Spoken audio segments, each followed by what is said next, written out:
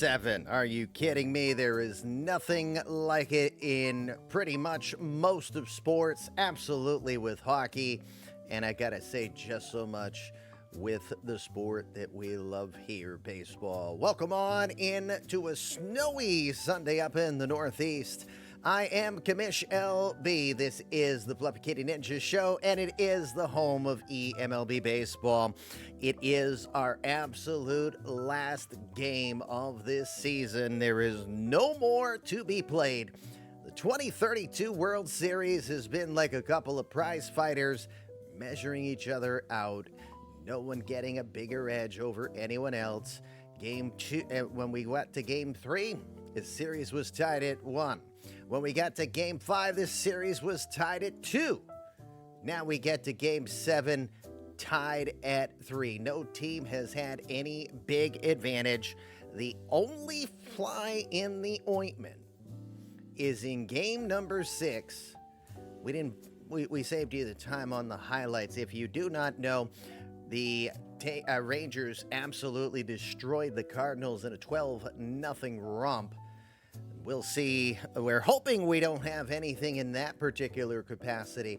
We want this to be competitive. We want this to be exciting. And why not add to that excitement for those of you who are generally here just for drops?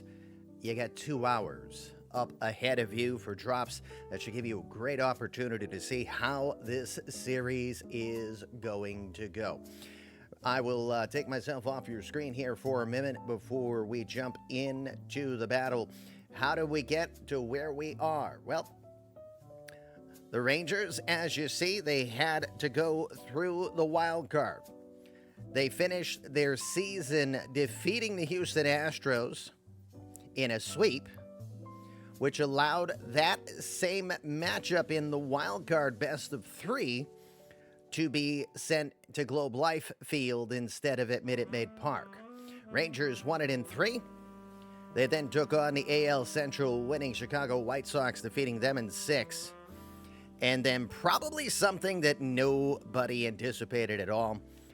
Rangers take on the best team in the American League, 98 wins in Anaheim, and they not only defeated them, they swept them.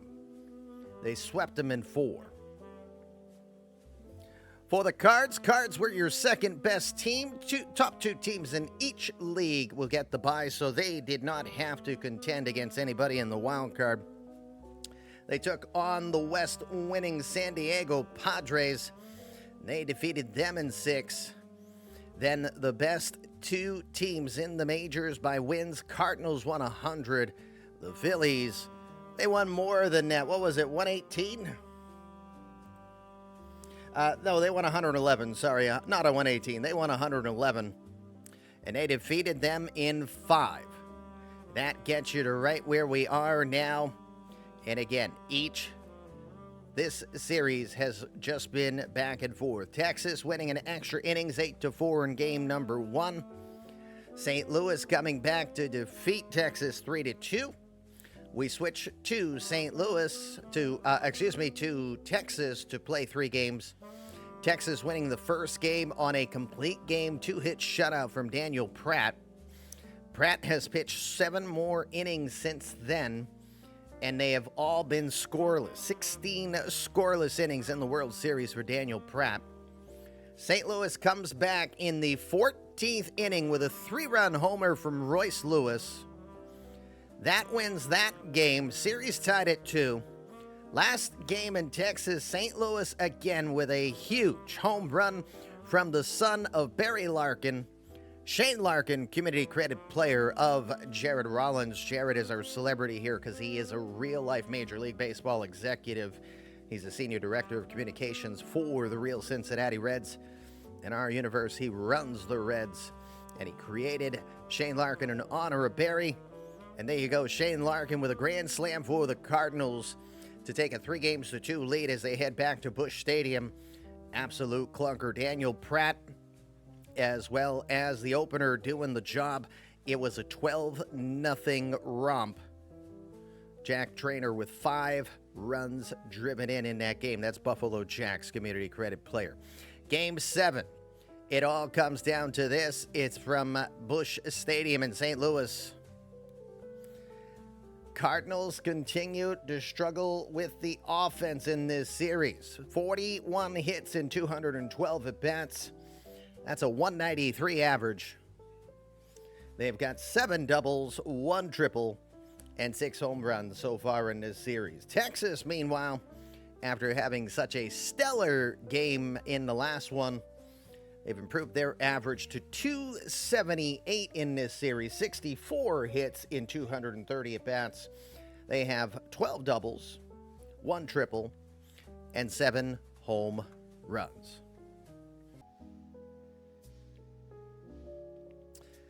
All right, let's get our lineups set first and foremost from each of our sides. And of course, lo and behold, we're going to have substitutions on all day. It'll be a non-managed game still with the exception of substitutions.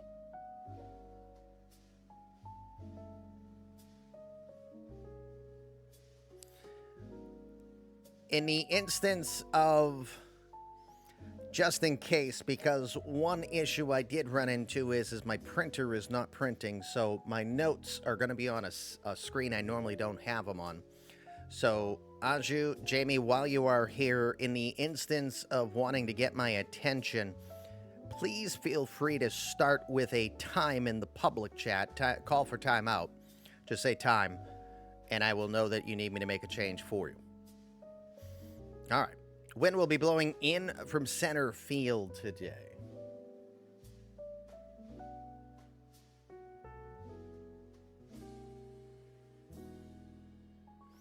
Lineup perfect. Bill McClure. 15 wins during the regular season, 12 saves. Oft named the best reliever in the majors, will be given the opener's role here today. Cassie Thurman expected to be the follow. Cody Koshin is slated to be in the pen and said, quote unquote, he is available.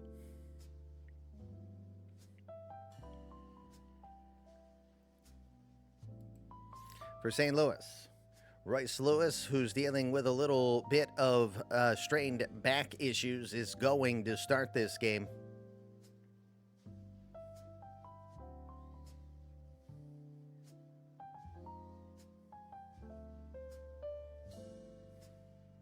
Lineup perfect. Tom Falsone expected to get the start. We understand Luis Armendariz is expected to come into this game as well. That has been the talk. When asked who likely might not be available, most likely Torrey Allenson, who started yesterday's game, and Edwin Diaz, who also suffered an injury dealing with some back tightness.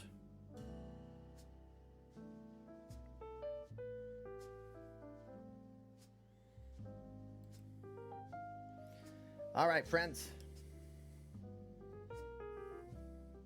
And for those who are not in our Discord, we just had a major announcement here before the start of Game 7.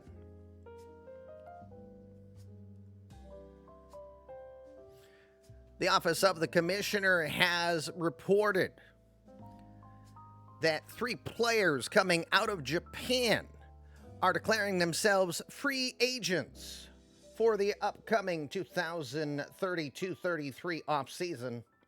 All 3 are pitchers. 2 of them look like absolute starters next season. Yoshinobu Yamamoto will be your first. 25 years young. 30-year-old left-hander Shoto Imanaga, nicknamed the Philosopher, will also be coming to the majors, to the United States. And finally, reliever Yuki Matsui rounds out an impressive list of arms that could likely be immediate use to the major leagues. All 3 players expected to be in the free agency pool as soon as free agency begins, to already be filled with some impressive talents like Cody Koshin, expected. Darius McKenzie could be a free agent playing his last game in St. Louis today. among others. But to just create new strategy, 3 more players coming from Japan.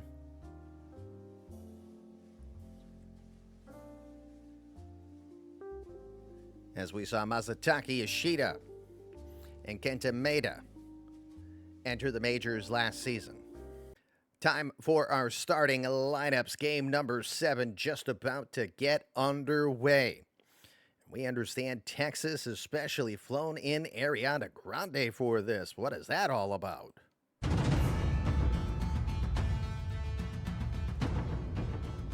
For the Texas Rangers, leading it off, yesterday's hero, Jack Trainer. He'll be in right field leading it off. He had a homer, 5 RBI as he hit a grand slam yesterday. Alex Lee has been pretty consistent in this series. King Butcher, CCP, over at short today, batting second. Lola Thurman is your 3-time AL batting champion. She just had 3 hits in yesterday's game to get herself over 300 in the postseason. Still hit a below par for Lola. She'll bat third behind the dish. Cody Kosham, possible final game before he becomes a free agent for the first time in his career. He's the DH, and he could potentially come in to pitch if they give up the designated hitter. Vladimir Guerrero is at first base batting 5th. Chris Reeves is your 3rd baseman batting 6th. CJ Abrams will be at second base batting 7th. Chuck Norris has struggled this entire series. Not sure if he can get past the fact that he was a lifetime Cardinal fan growing up from St. Louis. He'll bat 8th in center field. Dallin Lyle is in left field batting 9th. A former Cardinal himself with a world title back in 2030. Bill McClure named the best reliever pound for pound in the majors, will be the opener today. Cassie Thurman expected to follow up after. Royce Lewis will lead it off in left field for the Cardinals. Understand he's dealing with a back issue. He's going to try to play through it. Matthew Bellows moves up to the number 2 spot today, playing center field, batting second.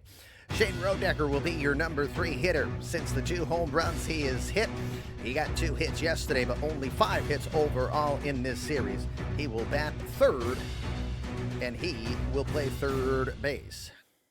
Darius McKenzie is your number 4 hitter. He'll play second base today. Brendan Donovan is your DH batting 5th. Jorge Gavina back in the lineup over at first. The secret weapon, Pablo Sanchez, has a 3-game hit streak, 6 for 12 in this series. He'll bat 7th in right field.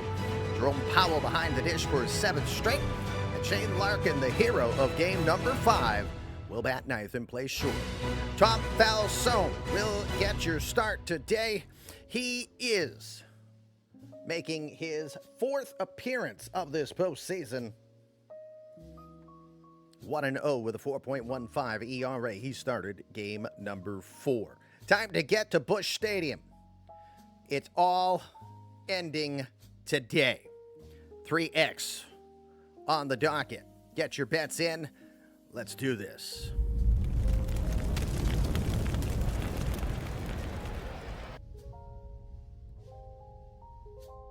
It is what it is. All right. It is eMLB's final game of the regular season. No more games to be played for the 2032 year as Game 7 of the World Series gets underway. You shut your stinking goat mouth, punk.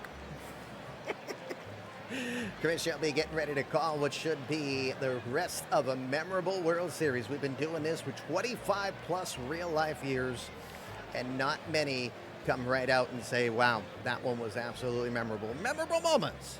But this one will probably be one of our best World Series that we have had played overall. Rangers, Cardinals. We will do this one last time. Starting lineups for St. Louis today. Royce Lewis is out in left field. Matthew Bellows is your center fielder. And the secret weapon, Pablo Sanchez, is in right field. Shane Rodecker is over at third base. Shane Larkin is your shortstop. Darius McKenzie over at second. Jorge Gavina is back at first. Jerome Powell will be behind the dish today. Friendly reminder that all ratings that you see on your screen, they are scaled from 1 to 100. Many different scales, and even in the True Redditor, many of the ratings, the attributes, have different scales themselves. Some go 1 to 600, some go 1 to 250, some go 1 to 200, in case you did not know. But we scale it all to be 1 to 100 so you can figure out who is good at what? On the hill today, in probably the biggest game of his career, 28-year-old Annapolis, Maryland native. It is the community credit player of our Anaheim GM, Tom Falzone, Omaze 13. That is who our starter is today.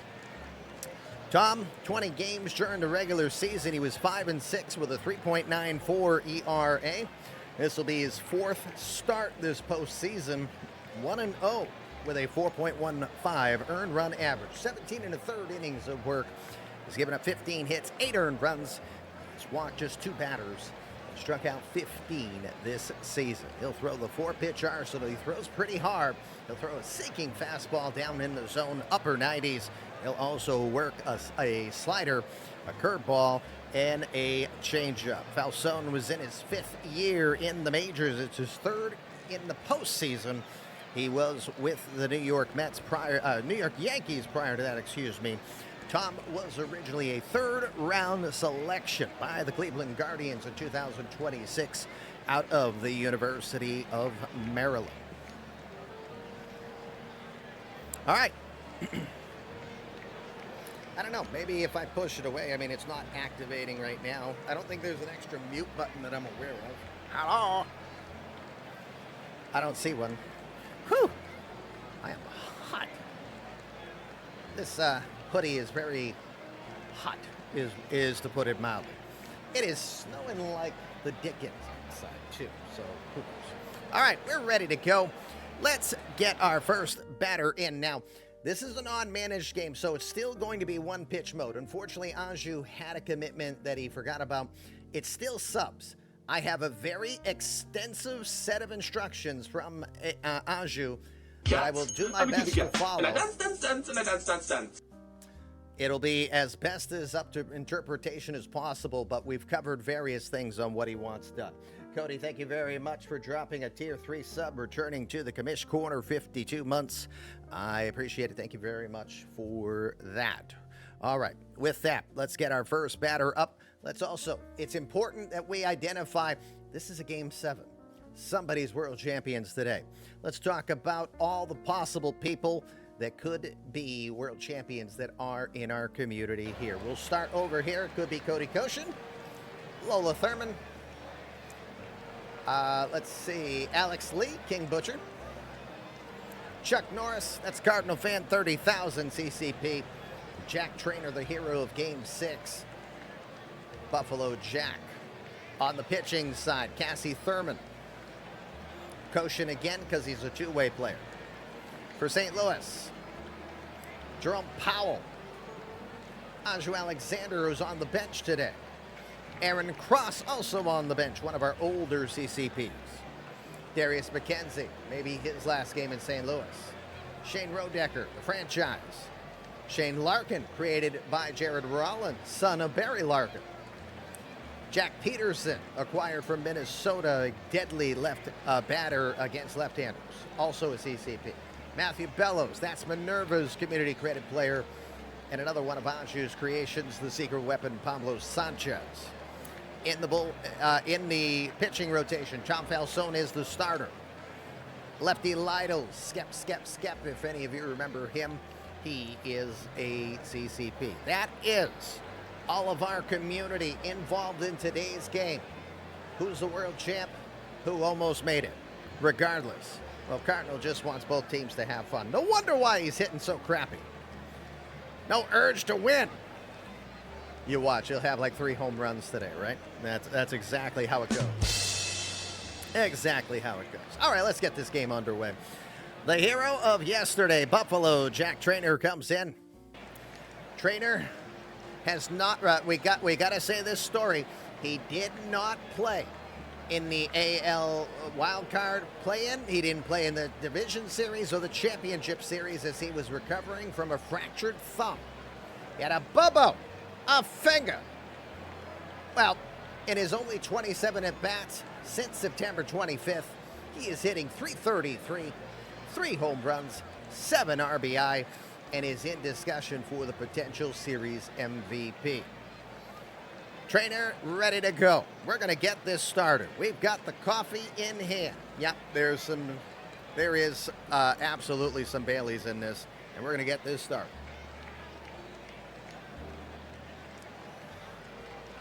Going to be a 1-0 count from Busch Stadium. Teams are wearing their traditional jerseys today. It is November 6, 2032. Wind blowing in from center. 1-0 pitch. Trainer is going to line that into right field, and he'll get us started with a base hit. One hit already. You've got about 13 minutes remaining to get your prediction in on how many hits you think will be hit total in this series. We've got about mid-22,000 hairballs, 14 people participating. We had as many as 21 at one time. We'd love to see more people participate in that. And there we go. We're underway. You've got about, again, 13 minutes remaining to get your predictions in there. Runner at first. Another CCP and King Butchers community credit player Alex Lee coming up. Lee, 27-year-old from Willowdale, Ontario, comes in hitting .253 this postseason. 3 home runs, 11 RBI. For this Fall Classic, he is 8 for 25. That's a .320 average. He's got a double, 2 homers, 6 RBI. He has scored 9 runs in this series.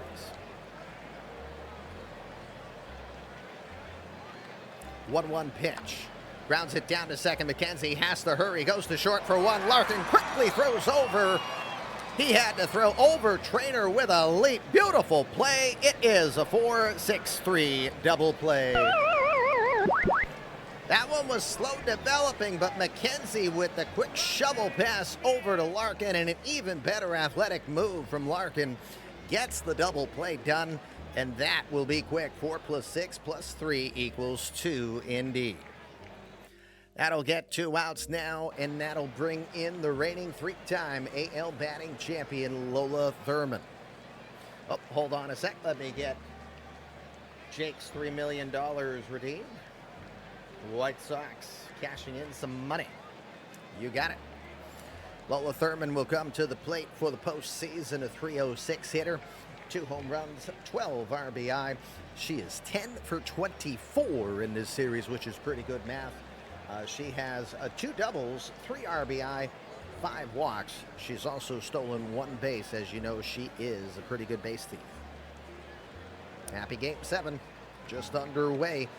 3X is your bet today, Jake, if you didn't see that earlier. Full count pitch from foul zone. That's hard shot, but right into where the shift was.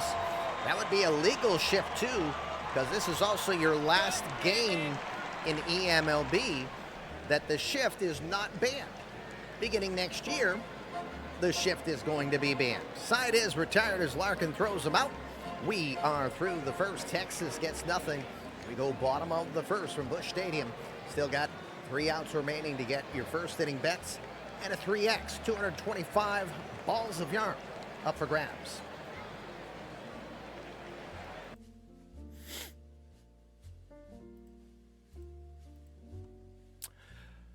Bottom of the first. Before we continue, the Texas got nothing in the top. Let's introduce their starting 9 before we will group here. Dalen Lyle will be in left field. Chuck Norris is in center. And Jack Trainer will be in right field today. I was going to say an all-CCP lineup, but no, Dalen Lyle is not a CCP. Chuck Norris and Trainer are. Chris Reeves over third base. Alex Lee is your shortstop. C.J. Abrams at second. Vladimir Guerrero Jr. is at first. Excuse me. Lola Thurman behind the dish today.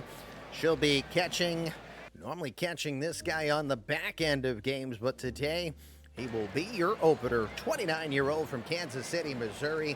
It is Bill McClure. McClure, off-used.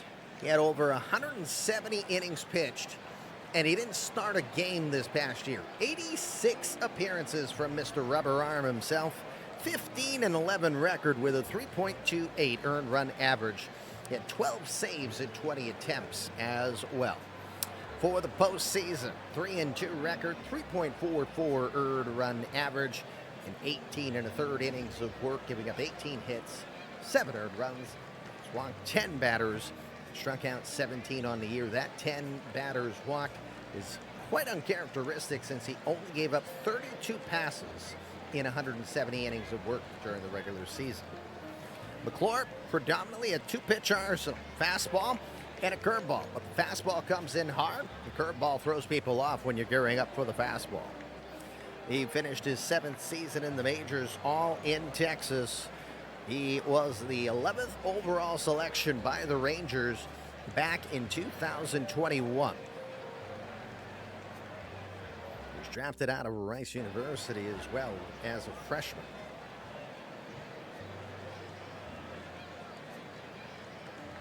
All right, we are ready to go. Royce Lewis will come to the plate.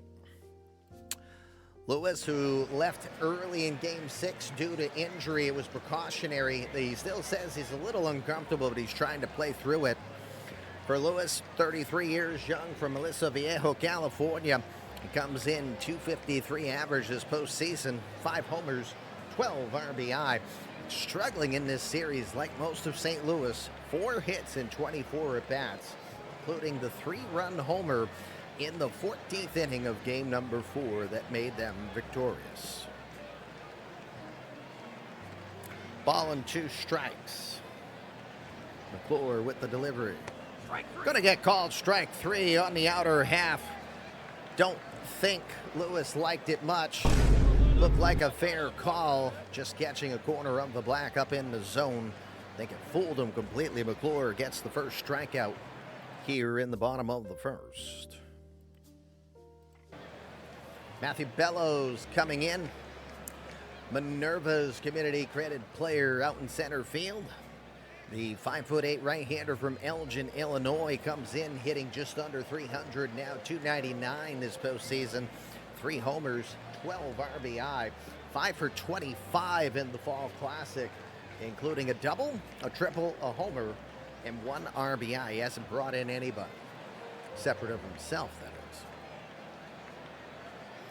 3-2 pitch from McClure. Outside, that'll be another walk. McClure, surprisingly, been a little bit of a challenge here with the walks here in the postseason. Again, 11 walks now in just under 19 innings of work. And again, he was basically going about 4 or 5 innings during the regular season on average before he'd give up a walk.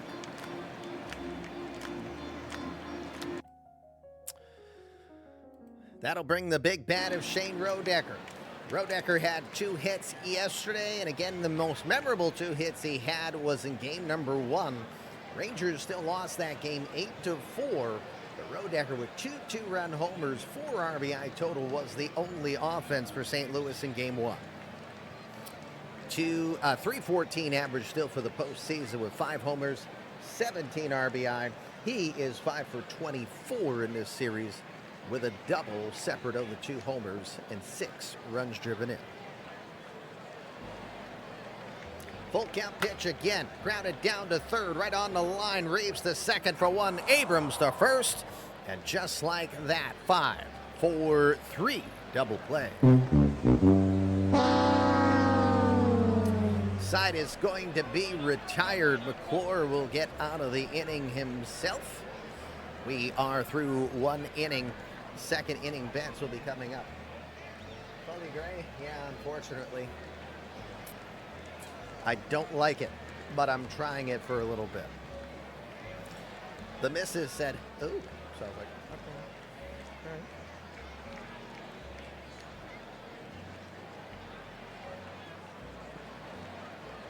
We got 1 inning in the books. It's now second inning bets. You can still win 150 balls of yarn today if you are so willing to do some betting. Meanwhile, you've got about 4.5 minutes remaining to put your prediction on your other bet. That is using Twitch channel points. And we're asking you, how many hits will both of these teams do today? 1 so far, 16.5 is our bar. You going over? You going under? It's a pretty even bet so far, right around 24,000 hairballs up for grabs. All right, we will go to the top of the second, and it will be Cody Koshin getting your first at bat.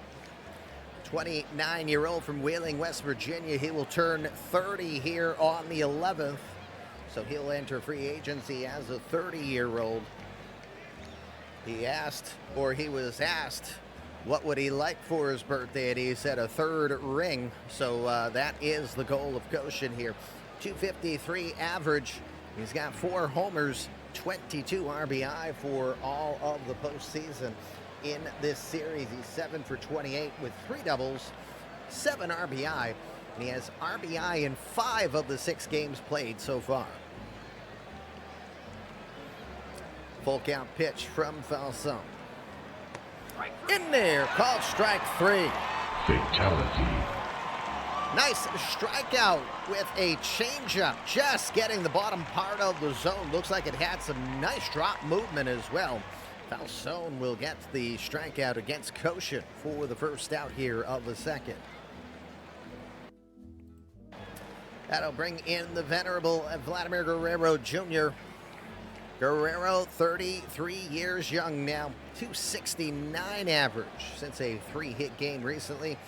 1 homer, 12 RBI for Vlad. He's 10 for 28 in this series with 2 doubles. He had a triple in yesterday's game and driven in 3 RBI. 3-0 count. That's going to miss down and in. He will walk.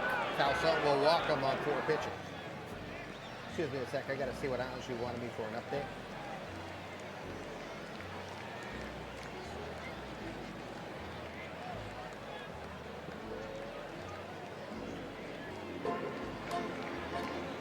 Okay, I have those instructions.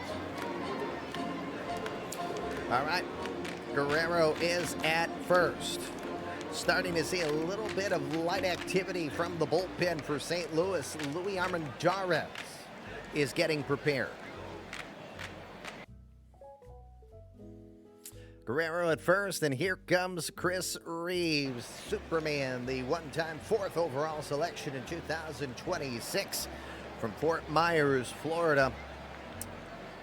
He was drafted by the Yankees, then bounced around to several teams before finding his calling here in Texas. Had a good sophomore season, hitting .257 with 25 homers. For the postseason, a .264 average, 6 homers, 16 RBI. For the series, just 5 for 26, but timely hits, 2 home runs, 5 RBI. Boss battle. Let me try to jump in on the boss battle. NC Pirate, try again because you have an @ symbol in there. There you go. Guerrero at first, 1 out. Reeves on a 2-strike pitch. Swing and a miss. Curveball brings him down. I cannot hit curveball. Straight ball, I hit it very much. Curveball, that's our friend. I didn't know curveballs were kryptonite for Superman, but apparently they are. That is the second K of the day for Tom Falsone. We got 2 outs now, and the number 7 hitter, C.J. Abrams, will come to the plate.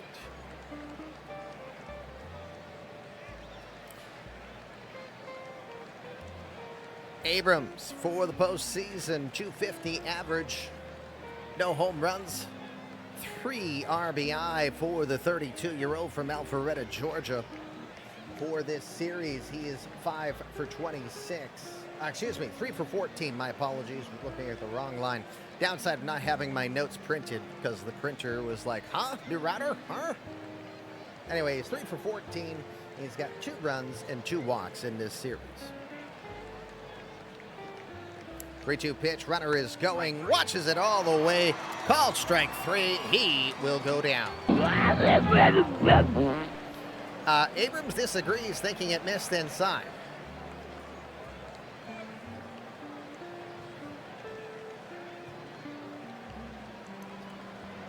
Inside what?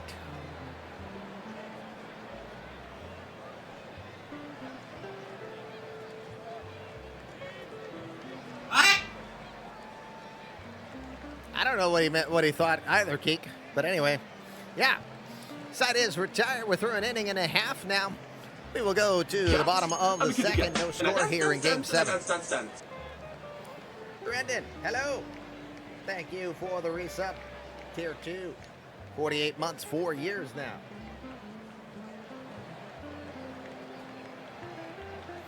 All right, bottom of the second. We continue on. Make sure I haven't missed a command from anyone. Nope. All right, we continue on. Bottom of the second. Heart of the order coming up here for St. Louis. We'll start it off with Darius McKenzie. Another possible player heading for free agency here this offseason. 29-year-old from Lewisburg, Tennessee, is hitting at a .265 pace. He's got 2 homers, 9 runs driven in for this fall classic. McKenzie has a 5-game hitting streak, 6 for 23 in this series.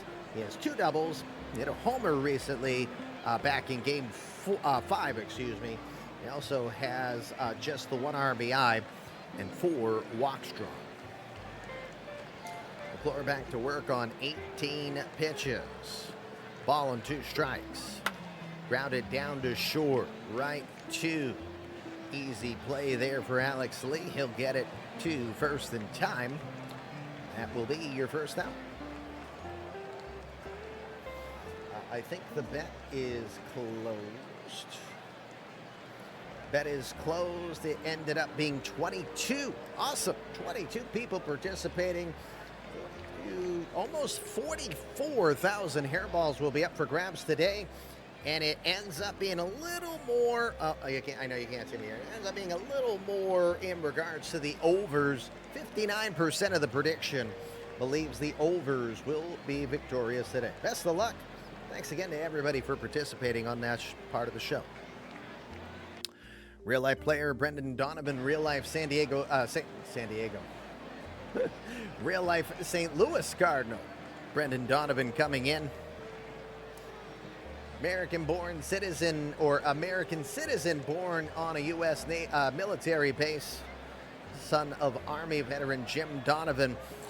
Brendan is a .256 hitter this postseason with a homer, 3 RBI.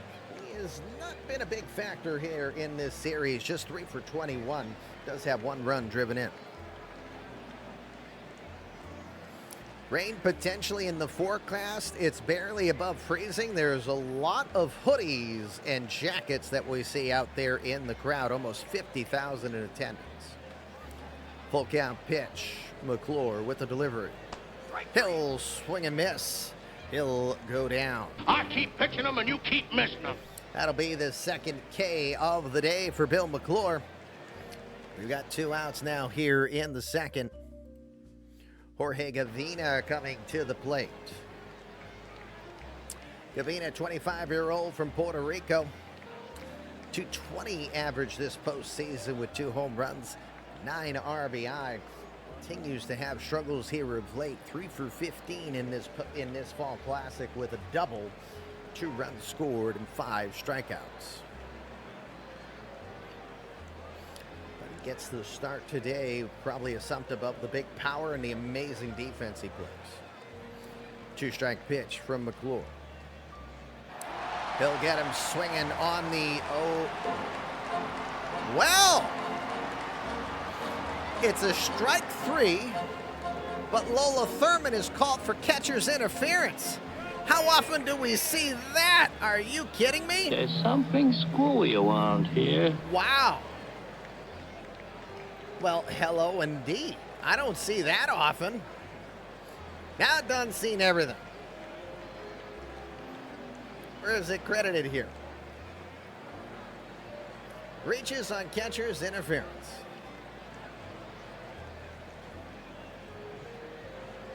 Now it doesn't seen it all.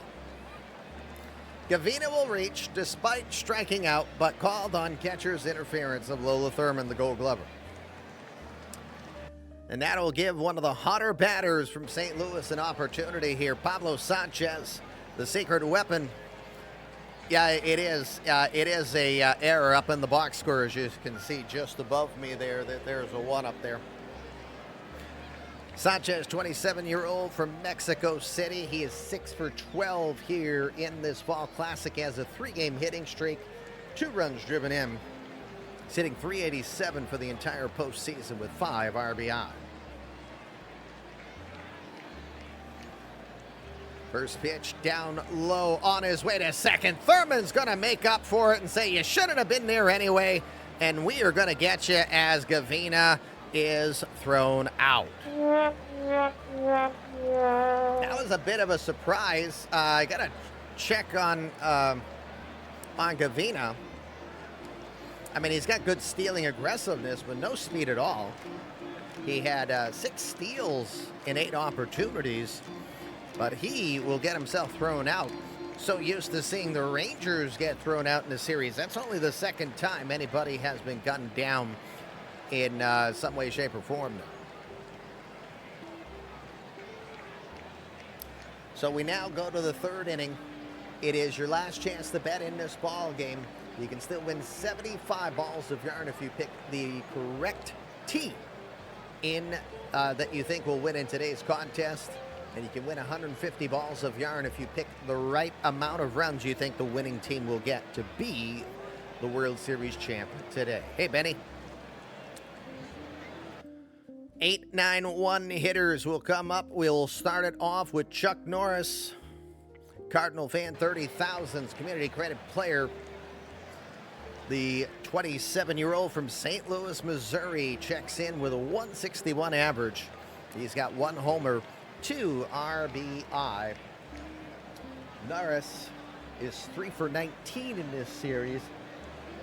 He does have 2 walks, an RBI, 4 runs scored, and 2 stolen bases. Hey, Puck.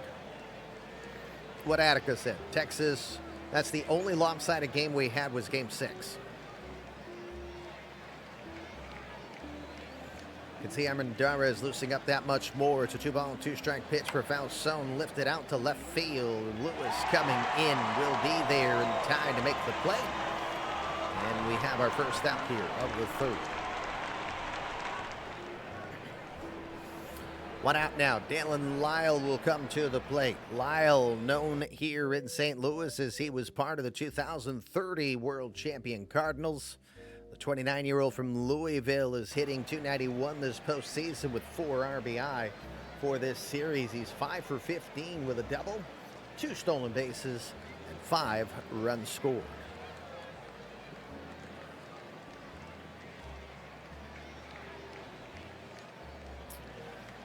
A 3-2 pitch. Out to center field. Bellows will come in. Has a read on it. He'll make the play. And that will be your second out. It is 2 outs now. In top of the order, Jack Trainer we go.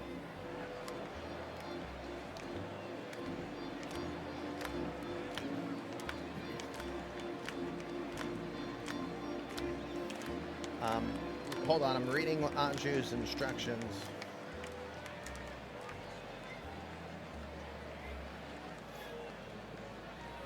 Okay, got it.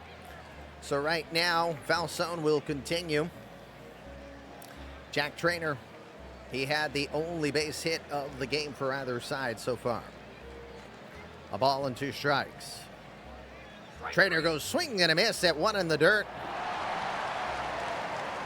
Powell will get to it in time, throws it down to first. That will be the strikeout, but the 2-3 put out to retire the side. 2.5 are now in the books. We will go to the bottom of the 3rd. 3 outs left for you to get your predictions in. You've got 3 outs remaining. Don't miss it if you want to win some hairballs here for, balls of yarn, here for your last chance this season. All right, we go bottom of the 3rd, and because Sanchez did not get his opportunity to hit, he'll come back up. We'll get the bottom 3rd of the order here for the Cardinals.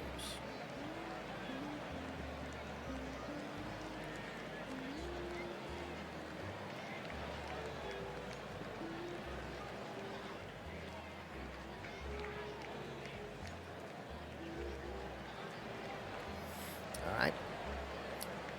Double checking on Jamie's side. Cassie Thurman is starting to loosen up as Bill McClure will continue for his 3rd inning of work. 32 pitches thrown so far. Sanchez back to work here. Very first pitch he sees gets jammed, pops it high up in the air on the infield. This one will drift into foul territory. Reeves will be on the dirt and makes the catch and the foul side of the dirt for the first out.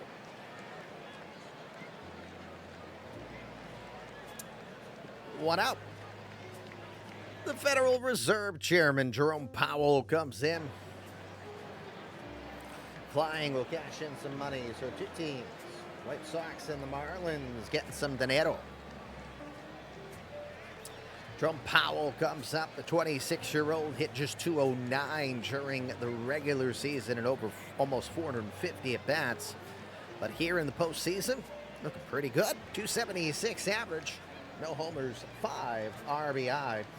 Powell for this series is 5 for 20 with a run, an RBI, 3 walks scored, and he has hits in his last 3. 1-0 pitch. That one's down towards second. Abrams gets there in time. He'll get it over to first to retire Powell for the second out. 2 outs now. Number 9 hitter and hero of game number 5, Shane Larkin. Larkin, while down 4-1, hit a 3-1, excuse me, at the time, hit a grand slam. His dad, Barry, is in attendance tonight. Of course, Barry Larkin winning in the 1990, to be exact, won a world title with the Reds. Shane here with the Cardinals, 326 average this postseason, 1 homer, 7 RBI. And for the Fall Classic, Larkin is 4 for 17. That's a 235 average with that grand slam and 4 runs driven in. He has been free swinging 9 strikeouts in this series. Full count pitch from McClure. Larkin will make it double digits as he goes down swinging. That's the old pepper boy. That's the old pitching. That's putting it over the old plate, boy. 3 innings now in the books. No more bets. Bets are locked in for the 2032 season. Best of luck to you. Just curious, flying, how many people jumped in on that side of the bet? Okay, we are in the 4th inning. Falzone back to work. Armendariz looking as ready as he will be. 21 bets, that's good. We go Lee, Thurman, Koshin coming up. Lee 0 for 1 today on a 1-0 pitch. Grounded down to third. Rodecker has it. Sends it to first in time. That'll be your first out here of the 4th. Heavy betting on Texas being the world champs here. With 1 out now, Lola Thurman coming to the plate. Lola 0 for 1 today.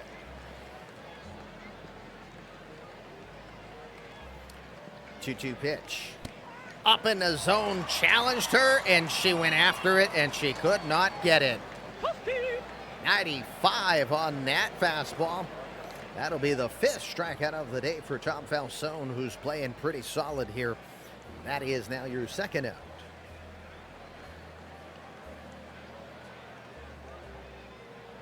Seeing Cassie Thurman look as ready as possible. Also seeing Bill McClure getting pats on the shoulder and handshake. So looks like his day will be done. Cassie Thurman ready to go here in a moment. Cody Koshin is 0 for 1 today. Full count pitch. Outside, ball 4.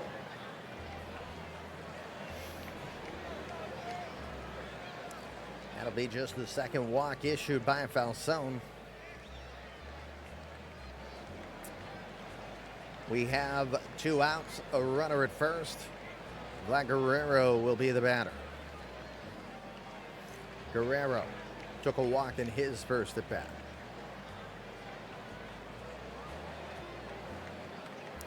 One strike pitch up in the zone, throw down to second. Beautiful throw from Powell.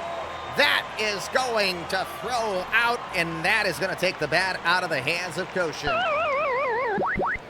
Another caught stealing run if you dare in this one. 3.5 are in the books. It is no score here in Game 7 of the World Series.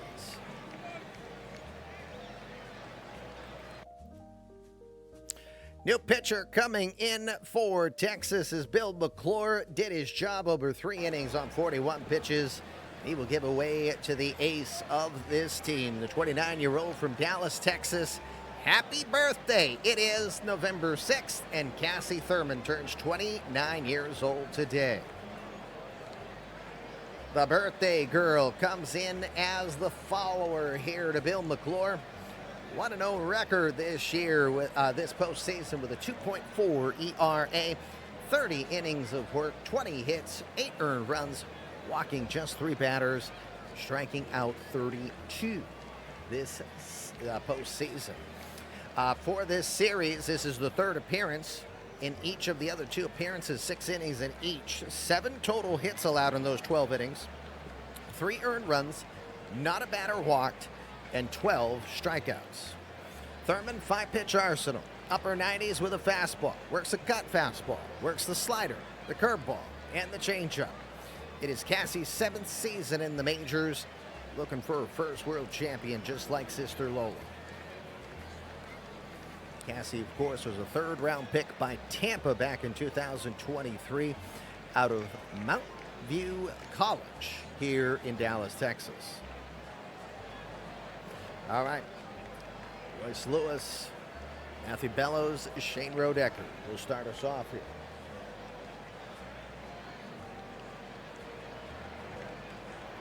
Two, 1 count to Lewis. That'll be lined into center field, base hit. Lewis showing no signs that the back will slow him down on that swing. That'll be the first hit of the day for St. Louis. Leadoff runner aboard. Matthew Bellows will come to the plate. Bellows took a walk earlier. Bellows 6 for 18 lifetime against Cassie Thurman in regular season action with a home run. 1 ball, 1 strike. That one's out towards right field. This will drop down for a hit. 2 solidly hit balls there. Thurman looking just a little shaky here on her initial start this game. 2 on now, nobody out. Shane Rodecker, the no-fly zone. 0 for 1 today. Hey, Ty, let's go Pats.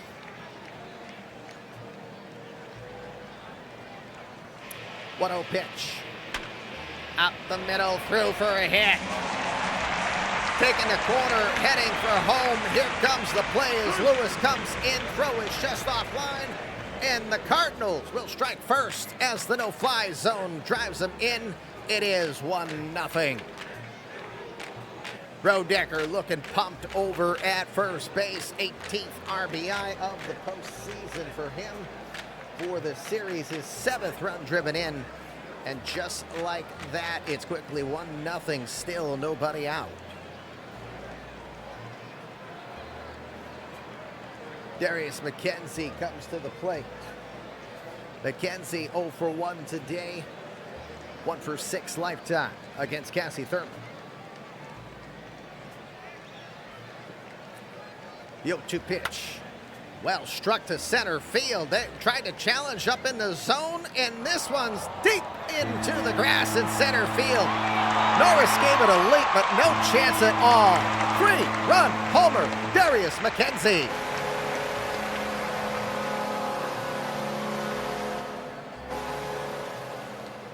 Brilliant! McKenzie will get his 3rd homer of the postseason, 2nd of the World Series. 3-run shot, and it is suddenly 4-0. McKenzie putting an exclamation point on his possible free agency endeavors.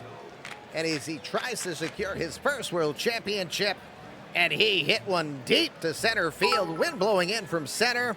Did not factor in at the end. 105 off the bat, up in the zone, just tried to get it by him. 410 feet later, it's a 4-0 game. Jimmy, thank you for the biddies.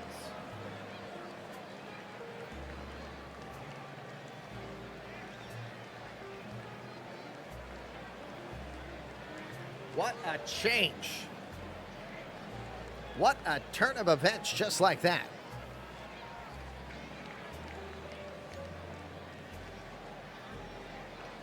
All right, still nobody out.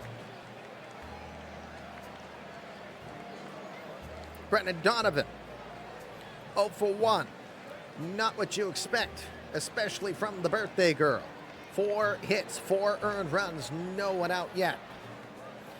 1 strike pitch to Donovan. Goes the other way, shallow left center field. This one will hang up. Lyle will get there in time to make the play.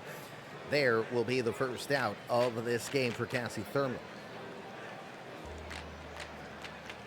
We have 1 out now, and it is Jorge Gavina coming to the plate. Gavina drew a walk in his first, drew a walk. Yes, no, maybe. No. Oh, that's right, catcher's interference. That was the catcher's interference on Lola Thurman.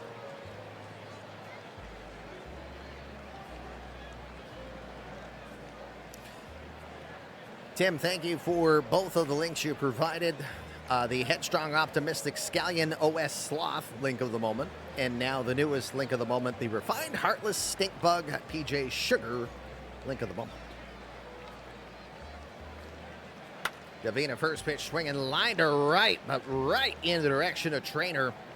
Trainer is going to make the grab. That one was scorched out to right, so still hitting the ball off of Thurman pretty well. But unfortunate second out there. 2 outs now. Pablo Sanchez will come to the plate. Sanchez is 0 for 1.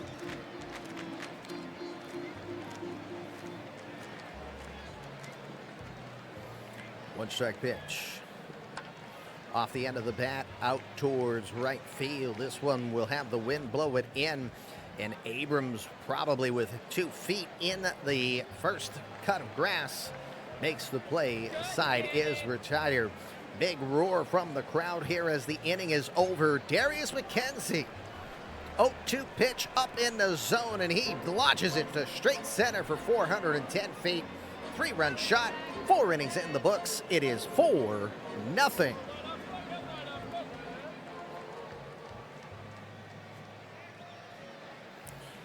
That link is the only stink bug I will recognize as being good. Good to see you, Dishnet. We go to the 5th inning, even though our starters are officially not out there. Well, at least this starter is out here. Journey of the starters as we start the 5th inning, brought to you by our 2 sponsors here, APM Music and our new sponsor, Moon Brew, your tasty way to better sleep, better health, better cortisol. Tom Falzone, 4 innings of work so far. He has 1 hit allowed, no earned runs. He did walk 2 batters, struck out 5. He's on 70 pitches so far. And we do see Armendariz looking as ready as can be as Falzone tries to go a little bit longer here. Guerrero comes up. Guerrero drew a walk earlier. The 1-2 pitch. Swing and a miss. That's the old pepper boy. That's the old pitching. That's putting it over the old plate, boy. That off-speed pitch looking sharp from Tom Falzone. 6 strikeouts on the day for him. We've got our first out here in the 5th. Chris Reeves will come to the box. Superman is 0 for 1 today. 1-2 pitch. That'll be lifted out towards center field. Bellows moving over to his left.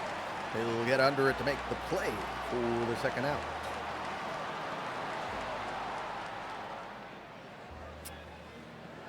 Two outs now. C.J. Abrams coming to the plate. C.J. today, 0 for 1.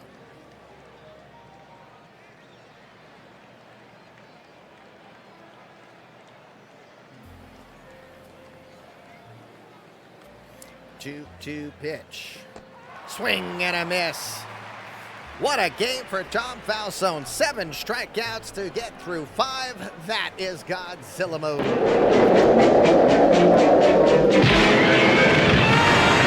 And with that, we remind you, Journey of the Starters brought to you by APM Music and Moon Brew. Bill McClure acted as your opener today. He went through 3 innings perfect. Cassie Thurman came in, the birthday girl, turning 29 today. First 4 batters up, 4 hits allowed, including the big 3-run homer to Darius McKenzie. As she comes in, but she now has 1 inning of work, and she comes back out to continue to go here.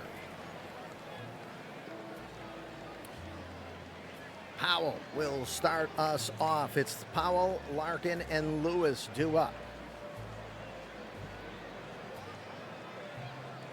Powell is 0 for 1 today, a 1-0 pitch. Off the end of the bat, this is up on the infield right side, way up there. It is Abrams who will call everybody off to make the play. That is your first out here of the 5th. 1 down. Shane Larkin. Again, Barry's son with Barry Larkin here in attendance today. 0 for 1 today. Again, he had nothing but amazing things to say about his son's grand slam homer in the game 5 to win that one. 2 balls, 2 strikes. Thurman will use the slider and mesmerize him, send him down. That'll be the first K of the night for Cassie Thurman. Tim, thank you for the Frozen Thirsty Vulture Bleed Purple link of the moment. 2 down now here in the 5th. Top of the order, Royce Lewis with a liner to center field for the 1 of 4 hits on the day here for St. Louis. Also scored in that 4th inning. 3-2 pitch. Out to center again. This one's going to hang up there. Plenty of time for Norris to come in on that lazy fly ball. He'll make the play, and it's a clean inning for Cassie Thurman here in the bottom of the 5th. 5 innings now in the books. We are more than halfway through this ball game. We will go to the 6th inning. It is Texas trailing 4-0 here as we head to the top of the 6th. All right.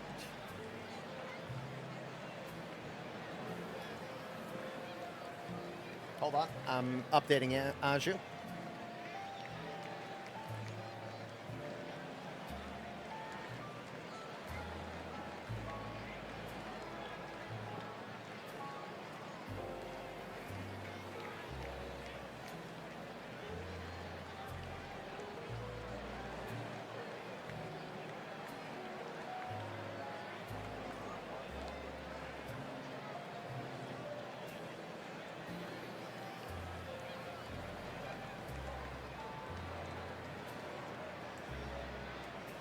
All right. Just updating Anju. Chuck Norris starts us off. It'll be Norris, Lyle, and Trainer. Norris, the Ranger, may see what he wanted to see as a major leaguer, just not in St. Louis, just not as a member of the Rangers, though, right now as the Cardinals lead this one 4-0. It's a 2-strike pitch to Norris. A beautiful pitch on the inside corner, and that is your 8th strikeout for Tom Falzone. He's just eating up the Rangers staff here so far. 8 strikeouts now for Falzone through 5 1/3.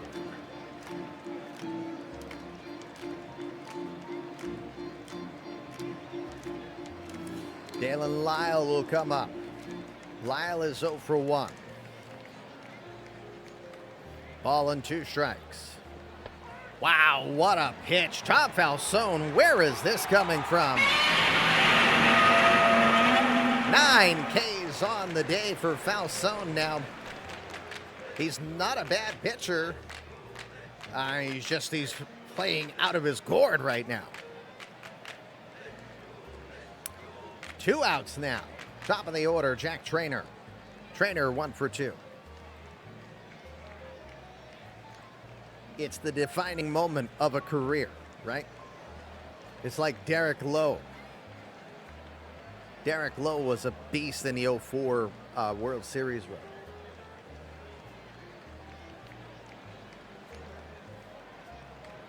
One ball, one strike. Trainer's going to cough that out to center field. He'll get a base hit. Just the second hit on the day for Texas.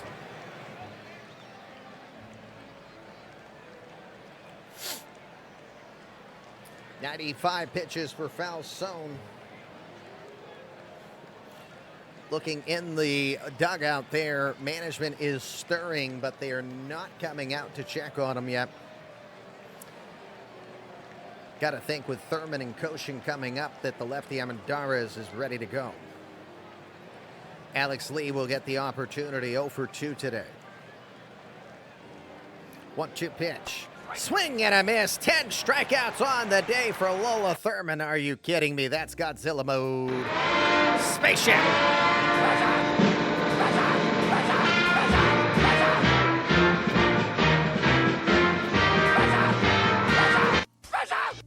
10 strikeouts on the day for Tom Falzone. Sorry, we go to the bottom of the 6th.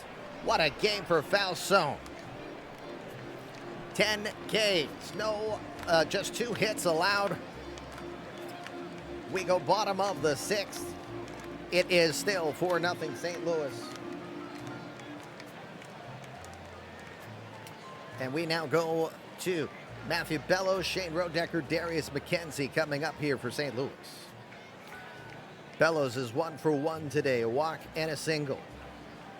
The 1-1 from Thurman. Pushed out to right field, away from the shift. It's going to get down. Bellows, wide corner, but he'll take a break. Trainer really hustled over there and was ready to gun it to second. Bellows decides to play it safe. Just get on. Don't try to be a hero. He's aboard. 5 hits on the day now for St. Louis. Runner at first, and Shane Rodecker will be the batter. Rodecker 1 for 2. He had an RBI before the McKenzie 3-run homer. 3-2 pitch. Up the middle. Abrams to Lee. Barehanded throw over to first. What a pretty 4-6-3 double play. It was pretty. Pretty enough. We'll make it an eMLB sexy play of the day. Hold on. Giving Tim an opportunity to cut the clip. Now it's the sexy play of the day.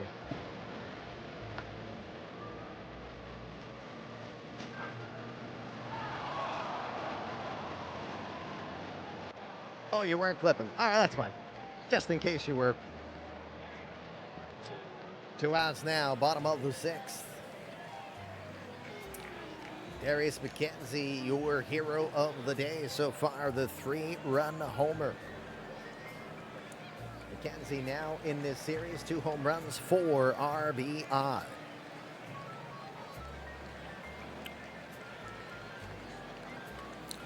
Two-one pitch. Grounded down to second. Abrams has it. He'll get it to first in time to retire Abrams. To retire D-Mac. Side is retired. We are now through 6.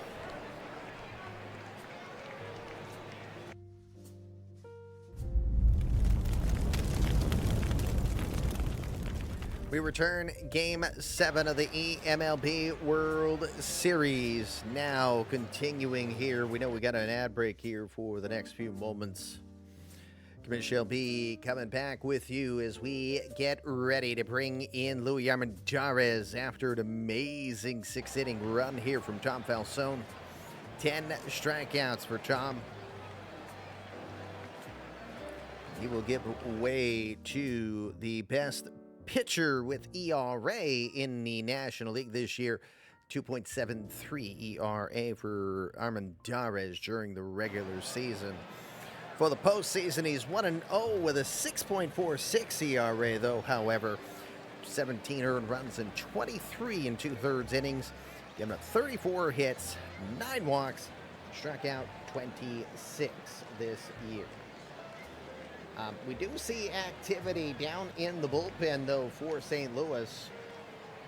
We see right-hander Cole Winn and left-hander Jeremy Humphrey getting prepared here.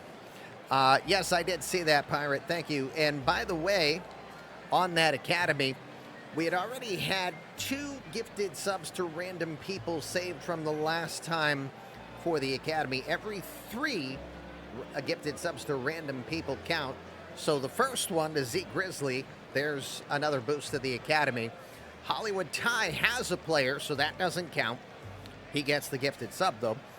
And then Z-Hawk, El Jefe, and Germaniac, they don't have players, so there's 3 more randoms. So thanks to NC Pirate, 2 more boosts have been added to the eMLB Baseball Academy. And knowing you, Pirate, you just want the 10 boosts versus the half boost, half increase on your camp limit. If you want to just confirm that, that'd be great. Amandara's 4-pitch arsenal, upper 90s with a cut fastball. He also works a splitter, a slider, and a changeup. All right, very good. It'll be Thurman, Koshin, Guerrero. If they can get some offense generated, they may have an opportunity to see this tandem again. 3 balls, 2 strikes to Thurman. The pitch from Armendariz. That is a grounder down to second. Darius McKenzie with time. He'll get it over to first. Thurman retired for the first out.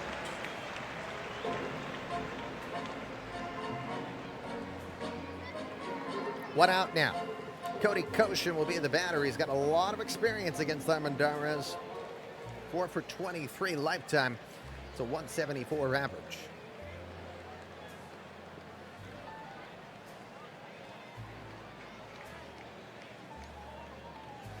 Two balls, 2 strikes.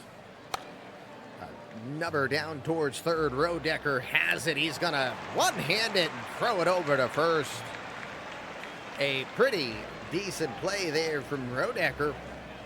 Maybe not needed to be as flashy as he was, but it will still get the out. 2 outs now here, top of the 7th. Vladimir Guerrero coming to the plate. Guerrero is 0 for 1 today.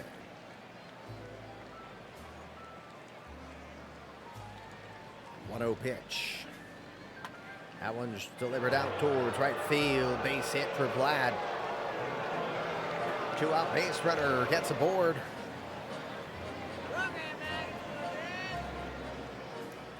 The dreaded 2-out base hit.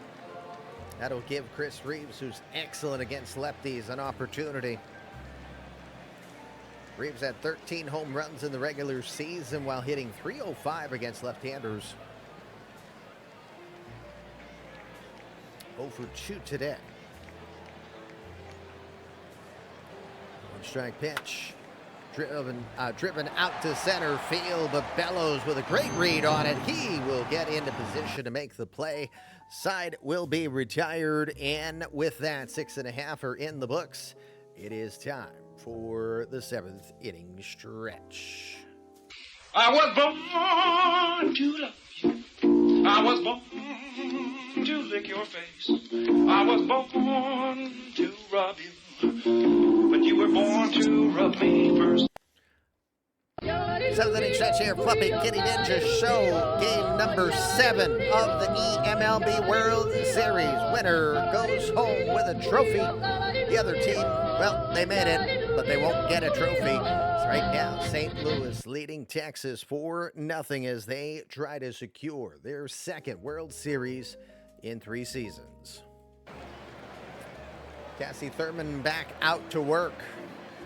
Donovan, Gavina, Sanchez will be the batters. Checking something for Angier really quick.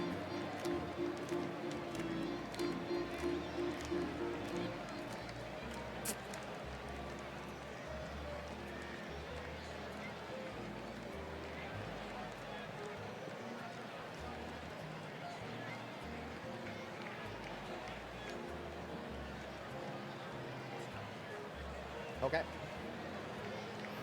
Got it. All right, very good. We go to the bottom of the 7th. It's Brendan Donovan starting us off. It'll be a 3-2 pitch. Donovan will lift that out towards right field. Heading towards the line a bit is Trainer. Not a very deep hit. Trainer, plenty of room, makes the play for the first out. One out now for Jorge Gavina. Gavina today is 0 for 1. Gavina reached also by catcher's interference called on Lola Thurman.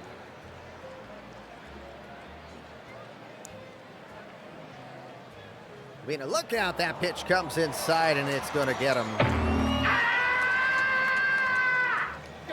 Fastball 96 will clip him.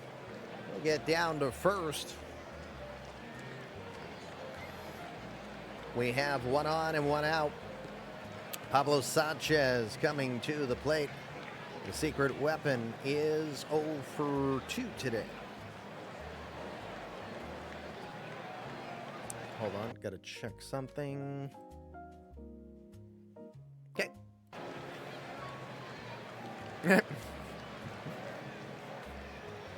First pitch is inside, snap throw to first, and oh, they got him. That's second time that Gavina's been picked off.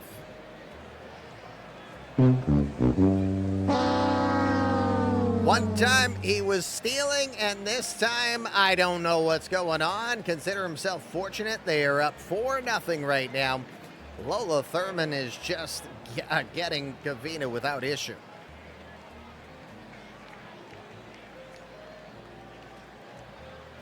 Seeing a little bit of everything in this one. 2-2 to Sanchez. Goes up in to get that one. It's lifted out towards left where Dalen Lyle will wait. He'll make the grab there, and the side will be retired. 3 batters come up. That will be it. Timeout being called here by Jamie. As we head to the top of the 8th, Louis Armendariz will continue to go. Again, seeing Cole win and Jeremy Humphrey loosening up in the pen, but Humphrey does not look to be as aggressive as Wynn is.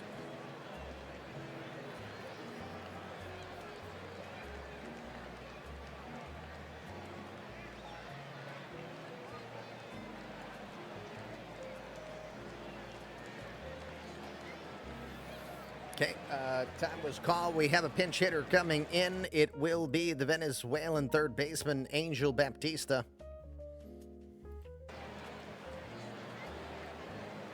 Baptista in for Abrams. Get another feel-good story. 31-year-old from Venezuela. Hadn't played in the majors since he had 9 at-bats way back in 2028. This is his 5th season in the majors. He was a .264 hitter and 120 at-bats. 134 the entire postseason with with 1 RBI. But for this series, if you want to look at it this way, he is 1 for 8 with a double, RBI double. And he also has 1 walk. He has a .375 on-base percentage. Tim, thank you for the tasty caring spider no cat link of the moment. 1 strike pitch to Baptista. He'll drive that out to right center field. That's going to be a base hit. It'll get all the way to the wall. That will come in and make the play. I got distracted. There was an intent to make a change up late in the game. Anjou wanted to lift Royce Lewis for injury if he was up.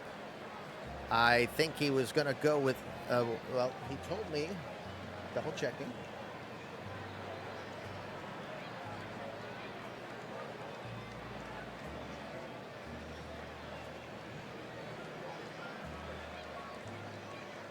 He wanted Luis Flores to come in this game as a defensive replacement for Royce Lewis if he was up late due to the injuries. So Lewis will be lifted. Flores is out in left field now.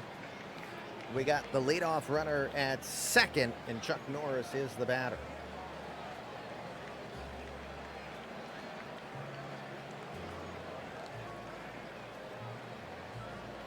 Norris, 2-2 pitch to right center field. He got a lot of that. This one's going to get down. It'll find its way to the wall. 1 run will score. Norris is thinking 3. He'll get ahead of the throw. He's in with the triple. Chuck Norris gets himself an RBI triple. Rangers get on the board. It's now 4-1.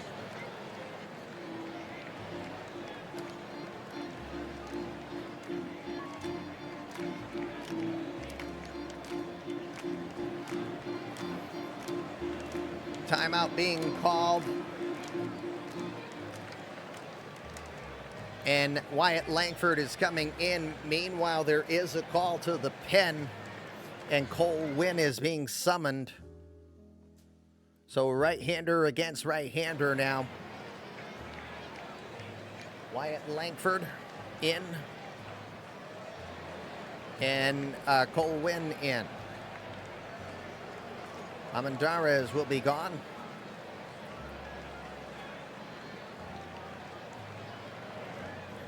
And Wyatt Langford. Thank you, Tim, for the important, unsightly aubergine dat boy link of the moment. All right, first things first, new pitcher coming in, 32-year-old Cole Winn, the former Ranger from Longmont, Colorado.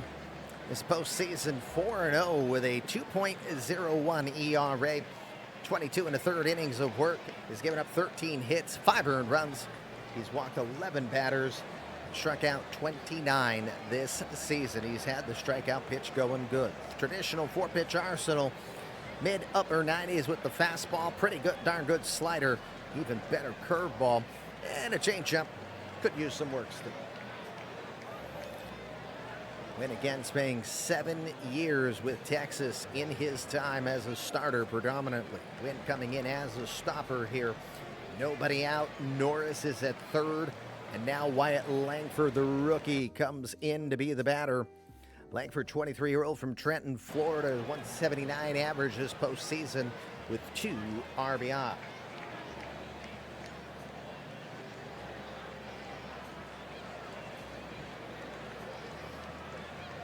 It'll be a 3-2 pitch to Langford.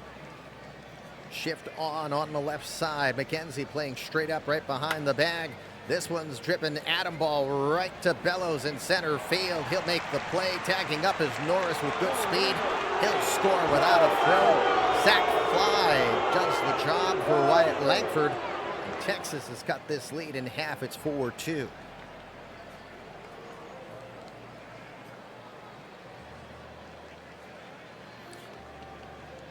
One out now. Jack Trainer has a couple of hits today. And Trainer in this series. He's 11 hits and 30 at-bats now. Deal away to 3-0 from Winn. That is inside and a walk.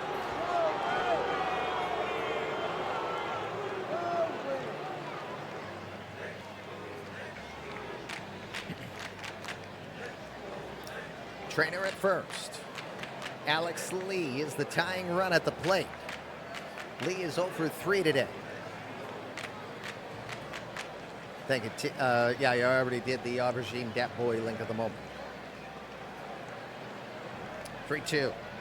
Swing and a miss. Runners on the way to second. It will not be a strike him out, throw him out double play, though. Fatality. Powell with a quick throw. Trainer will get in with his 3rd steal of the series, but Lee will strike out. That is the first strikeout of this game for Cole Winn. And Tim, thank you now for the eager, quaint crabs pasta that link of the moment.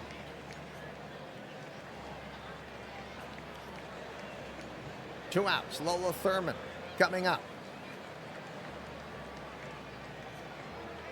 Thurman 0 for 3.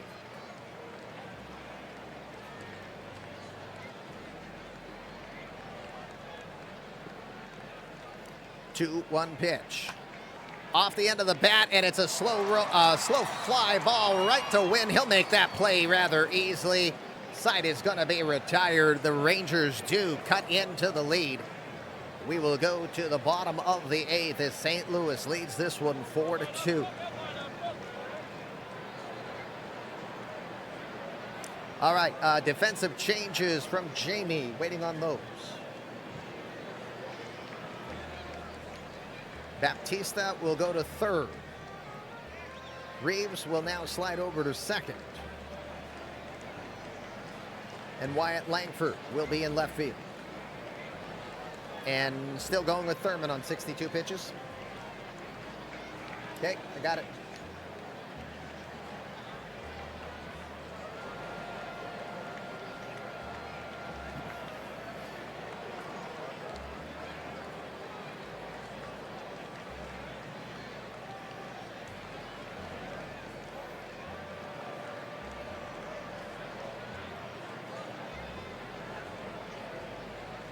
Okay, you got it. Hold on a second. I'm just making sure I'm all set here. Very good. We will continue on.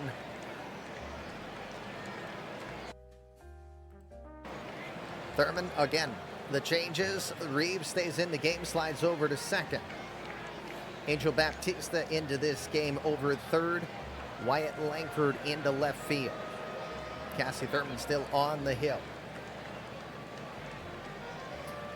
Powell, Larkin, and Louis Flores due up in this bottom of the 8th. Powell will be the batter, 0-2 today. On a 3-1 pitch. Powell will swing, pops it up.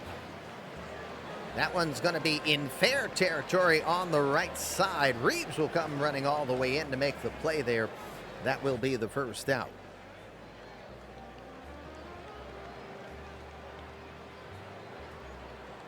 Hold on one moment.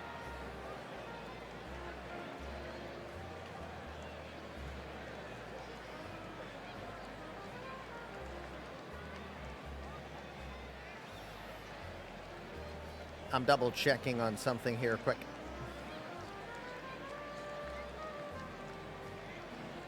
Okay. Just needed to know if he's staying with Shane or not up 2, and he says he is. So Shane Larkin still in, 0-2.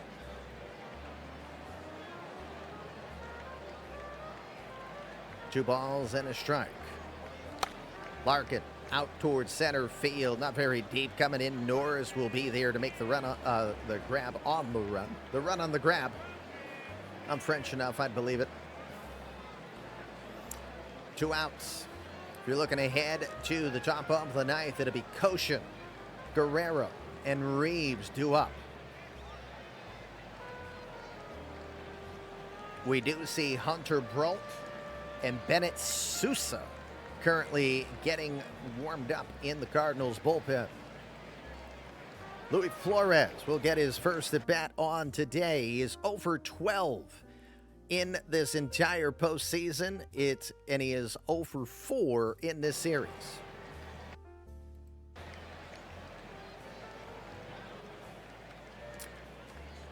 One strike pitch. He got jammed. He went after it. He'll push it out towards second harmlessly to Reeves. That'll get to first in time, and the Cardinals go down in order here, bottom of the 8th. Oh boy, the drama unfolds here. We go to the top of the 9th. St. Louis hanging on to that 4-2 lead. Last chance here for the Rangers, and boy, do we mean it.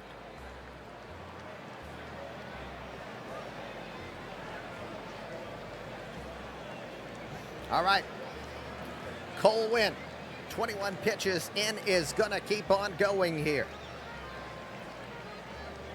Again, Sousa, Hunter Brolt, loosening up. We see a bunch of right-handers that are scheduled to follow here, so we'll see what they do.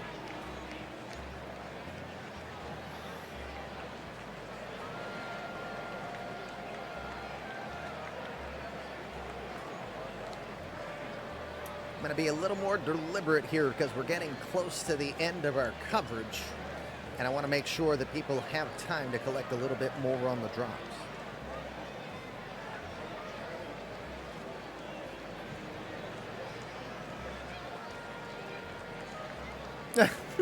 Folks at Andrew's meeting, should we check on him? He's been in the bathroom for 20 minutes.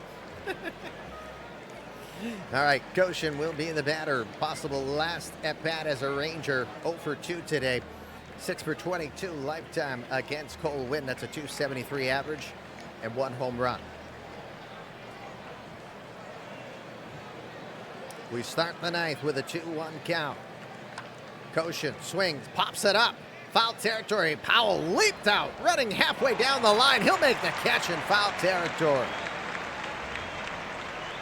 Jerome Powell says, criminal investigation that. No politics, please, but it's just funny to say. 1 out.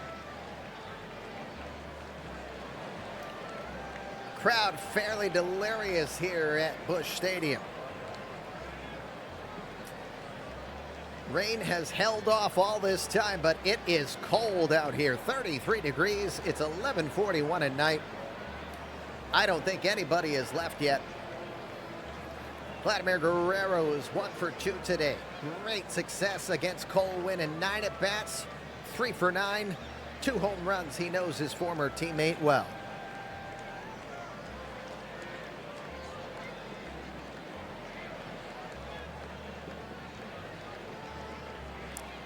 The 2-strike pitch.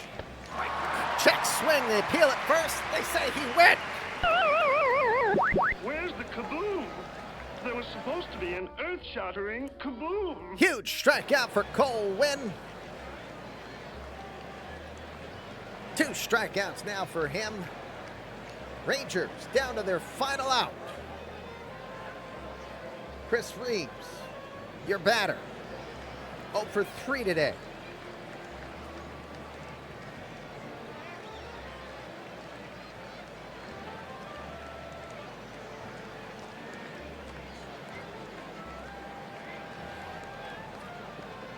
The 1-strike pitch. Out to left field. Luis Flores will come in. He will grab it. He makes the play.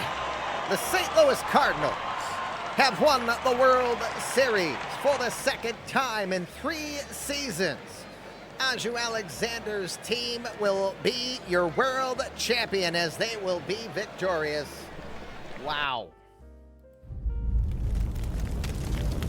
Darius McKenzie's 3-run homer is your difference as your 2032 champions are the St. Louis Cardinals. Jamie Thurman, Aju Alexander, one of the most memorable series that I have had in my 25 years of doing eMLB. Congratulations to you both. Jamie, you put as valiant an effort in as you could, and it looked like it was going to be yours there, especially when you started to see how Daniel Pratt was running through things. But some very timely hitting in certain situations. Shane Larkin's grand slam.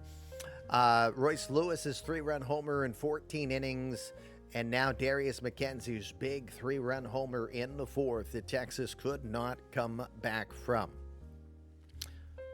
Yep, the 2-3-4s cannot do overs in any way, shape, or form to do that. Hey, 10 hits on the day and a pretty good bet out there. The unders only had 41% of the prediction on today, so a lot of hairballs to be won by those who picked the under. Tim, thank you for our final clip of this season, the careful, charming T Feels Bad Man link of the moment. The best World Series you've seen since '84. Well, we're glad that you were here with us along the way. Texas, 0 for 11 from their 2-3-4 hitters.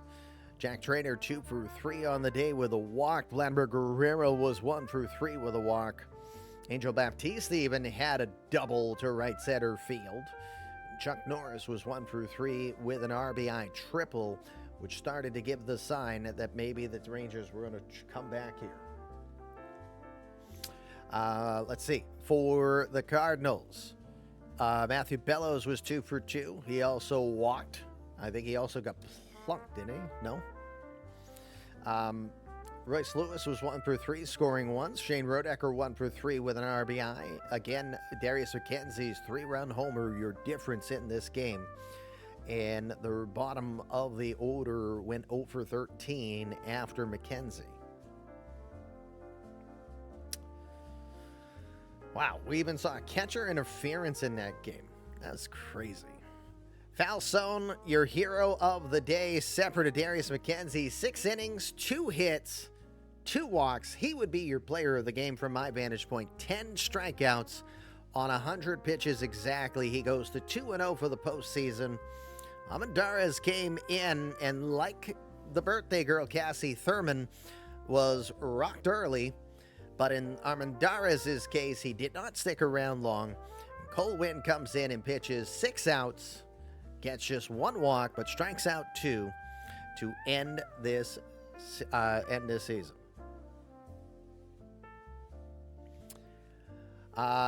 Cassie will take the loss. 5 innings, 5 hits, 4 earned runs, including that big 3-run homer to McKenzie. And again, Falzone, no surprise, is your player of the game. Now, who's your player of the World Series?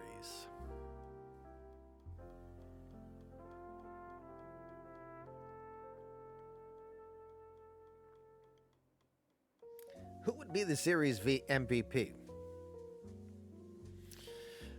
I don't think it's Rodecker. Not consistent enough. Trainer could get a nod for all the offense he brought. 367 average, 3 homers, 7 RBI, all in this series. I think McKenzie only came on late.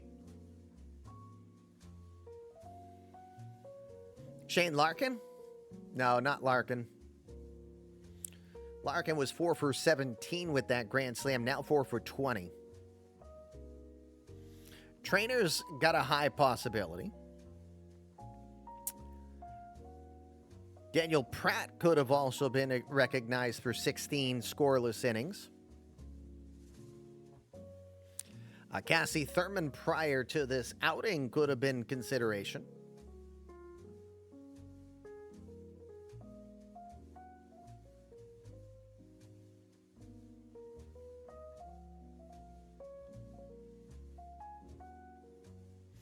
All right, let's make a game of it. Hold on.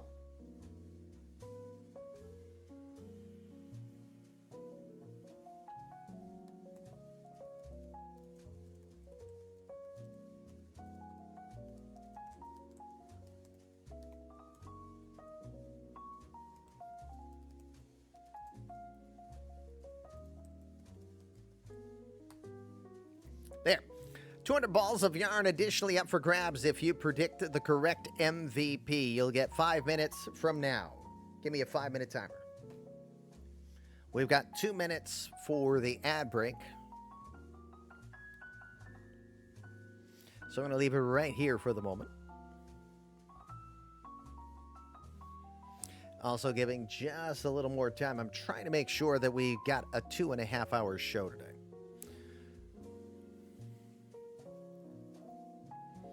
All right, so I'm keeping track of people after this bet. Tim, be my additional eyes on this. So far, 4 people think it's Jack Trainer.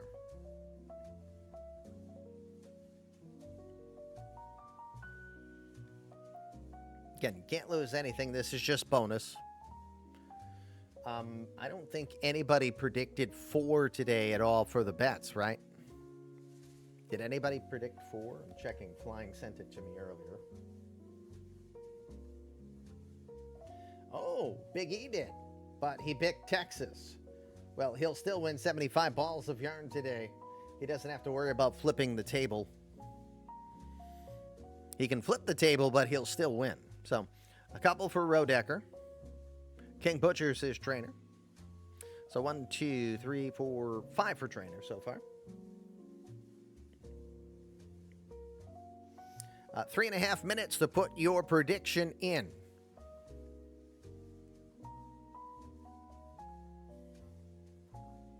Another one for trainer.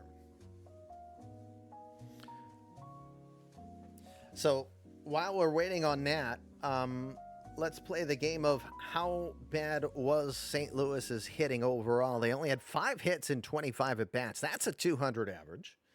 So they had 46 total hits, 25 at-bats, in 237 at-bats.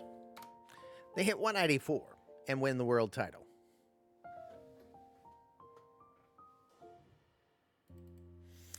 Texas 5 for 29 in this game, so 69 hits. Anyway, 69 hits and 29 at-bats and 259 at-bats. 266 average for Texas, but they will not get the win. So we got, 3 for Rodecker, 1 for Bellows. 2 minutes, 10 seconds remaining. We are back from ad break. If you are here, we're offering 200 balls of yarn to be included in your account if you pick who the MVP of this series that you think it will be.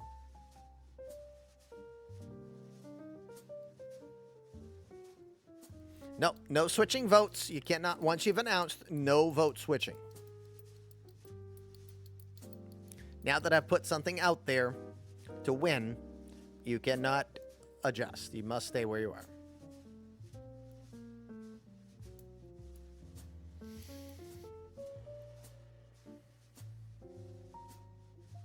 Minute 30.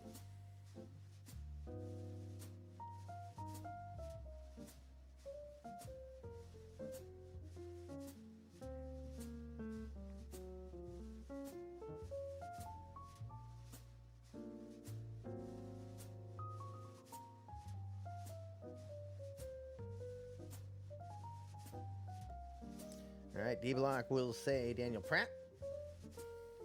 Close enough.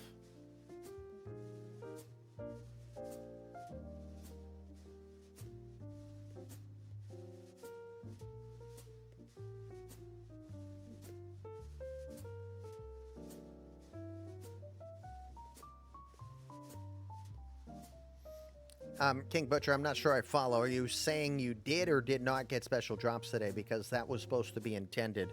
Nicolino made sure it was all square and ready to go here today. You got both, okay. Didn't think anyone would get the affiliate ones today, but all right. Well, doubly good then. We got 10 seconds. 7, 6, 5, 4, 3, 2, 1.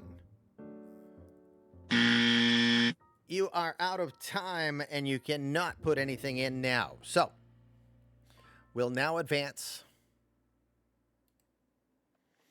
your World Series MVP for 2032, Darius McKenzie. Wow, I didn't think that would be the case. McKenzie in this one was 1 for 3 with the 3-run homer. So he ends up having a 6-game hit streak.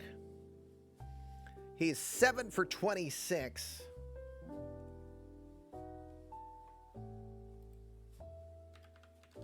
That's a 269 average.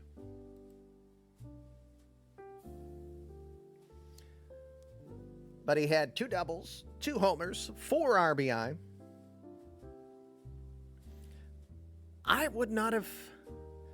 I guess that deserves, that deserves Kiki. Right? Yeah, Kiki's even all confused on that one there. So, must be.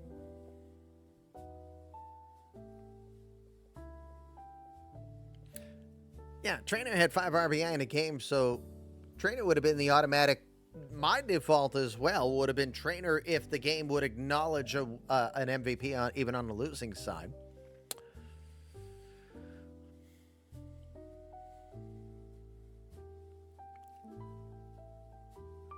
So, yeah,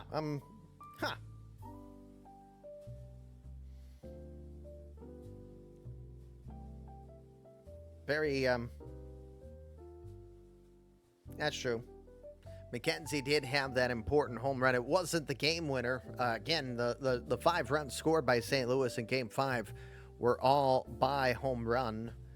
Larkin getting the grand slam and McKenzie getting them on the board. So, yeah, very, I'm surprised by that. But again, you know, congrats. A community-created player is your player of the game. Maybe it's because his slugging percentage in the end was .577. Although, look, Trainer, .367 average, .733 slugging.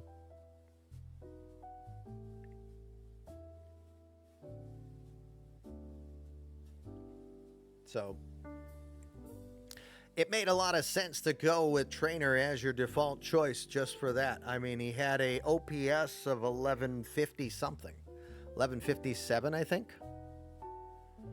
But Darius McKenzie, 2 home runs, 4 RBI, and a .269 average with the .577 slugging because he had 2 doubles and 2 homers. He also had a 6-game hitting streak. Maybe that factored into it. I don't know.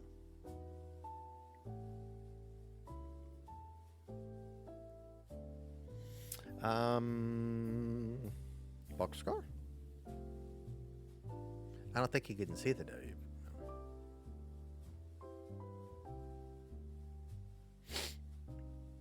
Yeah, Pratt would have been absolutely high on my list.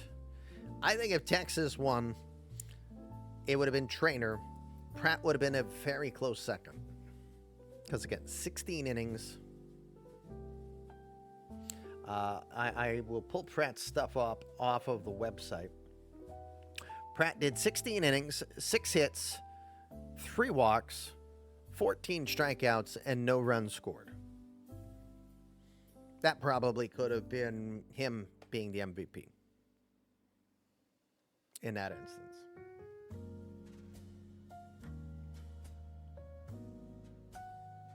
So, oh boy. World Series done. Let's we'll advance a day and see if this is going to hint at us when the off season begins.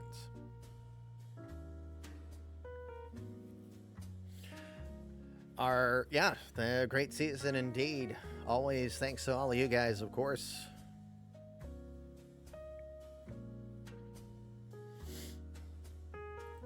Well, I hope this will. Let me see if the events will provide one. Only once have I ever had it to add an off season.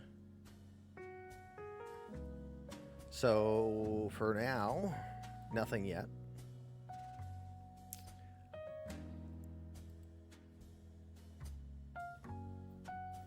The off season should officially have begun right after.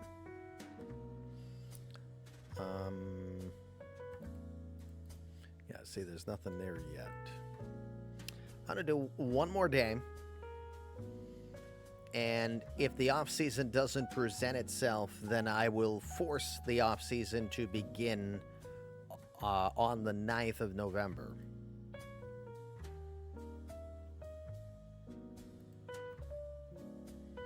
Because if I don't do that, I don't know when it will come in.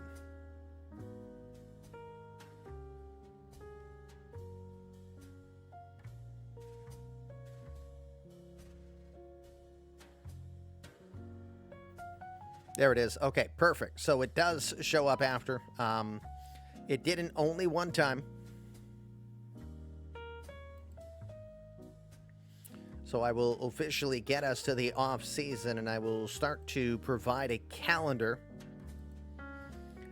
to you guys, because what we need from there. Here you go. So the off season calendar has begun. These dates will be moved to all be announced at one time. And again, Tim Lowry is going to provide that information soon. I'm going to actually probably push this off to later. But right this moment, December 3rd, in the file, December 3rd is when free agency begins.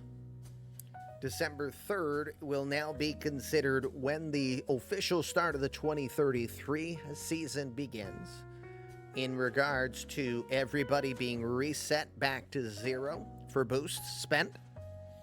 Again, how many boosts you can do next season is based on your actual age on January 1st, 2033.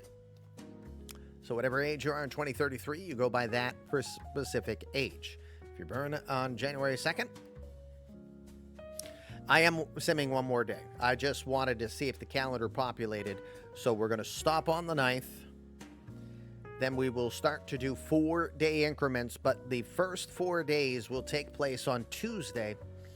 Tuesday night, we will do a show. It'll be a season recap. We'll probably have some interviews, and we'll start to get prepared for the for the free agency. All right, let me get that day done.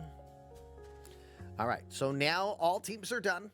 Means, again, players that are on Texas, players that are on St. Louis, they can now boost once again. All teams eligible to do boosting at this time. You still are in the 2032 season, so if you've maxed out your boost, you're waiting just a little bit longer. On the other side of December 3rd, everybody's window opens up again, and it is relevant to the 1st of January. What age are you officially that day, to know how many boosts you're allowed before age cap limit or any of that. Now, I want to also remind for clarity, this season, there is no dilution of unused cap limit. This is the only season that'll happen, and I think that is going to be a perk of Tier 3 Commish Corner people in the future, that because they get age cap limit built in with continuing to be Tier 3 subs, they will not see a watering down of that. Also, we have 2 more boosts we're adding to the Academy. It's not going to increase the amount of boosts, so there'll be some left over. But in short, expect 15 boosts for the general managers to spread to their community, and they will be able to use that as soon as possible, so long as it meets specific criteria. That criteria is going to be announced shortly, but I can basically tell you, don't expect to put it on your 80-80 players, unless that's all you have is an 80-80 player who really doesn't need it. Plus, they still need to have room. So you can still allocate it to them, but they'd have to wait. If they've already maxed out this season, you'd still have to allocate it to them, and then they would still just wait until we're on the other side of the new year. But hopefully that'll make sense. I'm thinking people with an OSA rating of 59 or under, 75% of what a team receives must go to them, and no general manager player of any sort can receive these boosts. No general manager player of any sort can get these boosts. That is a definite. Even if, like Tom Falzone just pitching here for the Cardinals and he's the Angels GM, nope, he can't get that. It's too much conflict of interest risk. So I'm just nipping that one in the bud right from the start.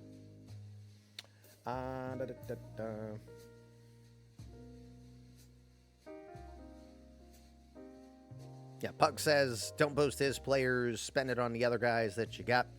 But again, we'll let each of the GMs talk, and I will go over that with them if they have questions. So again, that'll be announced here very shortly. It might not be announced until after I get Ash off to work. So I'll be doing a little bit of digging here on eMLB today. But important, development facilities are open today.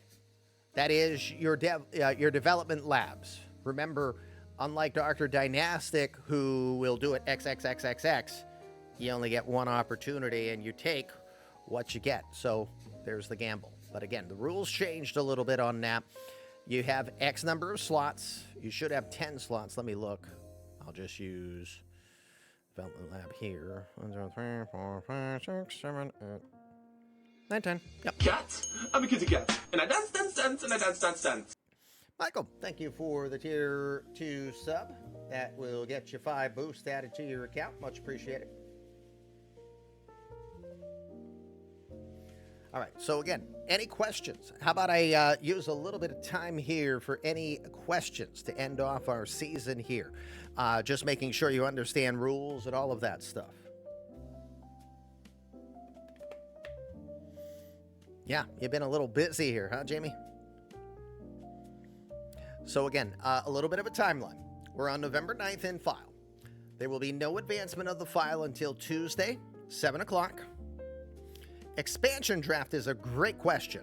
Here's what I think is most important to do for the expansion draft. That is also going to be announced as well. Let's pull up the league events calendar. What is not seen on here yet is when is the expansion draft. The expansion draft, I'm going to remove myself from the screen here for a moment. The expansion draft only makes sense to do at the same time free agency filing is done. Right? So expect Friday, December 3rd, when we go to free agency,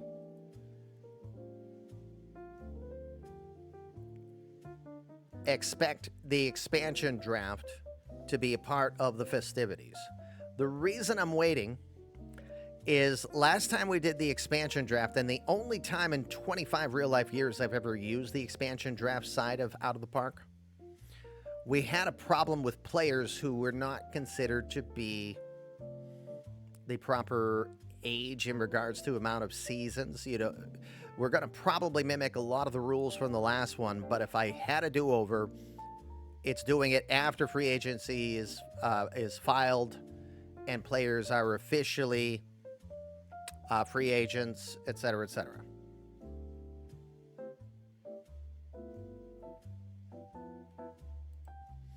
While we talk of free agents real quick,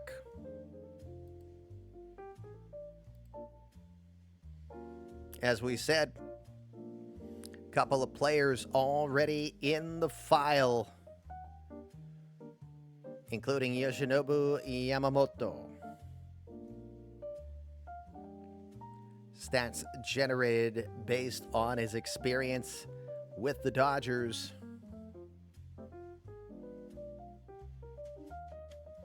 That's going to be a nice addition, a 25 years young player that I think many teams will look at going after, so expect his price tag to probably be going upwards.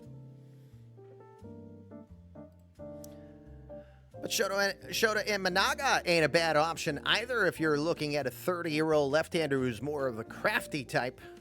Looks like his price tag will be a lot more affordable, unlike for the Cubs in real life. And I absolutely love, I know he's got several nicknames, but I like the Philosopher more than anything else.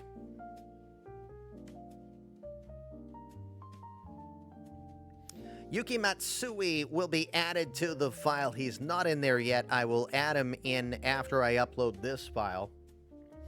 Now remember, Imanaga and Yamamoto are not eligible for any shenanigans. Anybody tries to sign them right now, I have a hunkering because I've announced it to my GMs. I have a hunkering to force you to take the pain of the finances.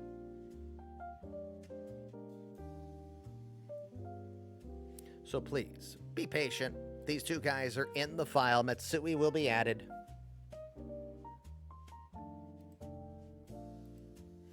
And the offseason gets underway and look at what's there. Hold on a sec. Guys like Jordan Cage, I am not going to update Stats Plus because guys like Jordan Cage, I think the player opted out, but JR might say no, and we put him back, which means I need to put his salary back. Double checking.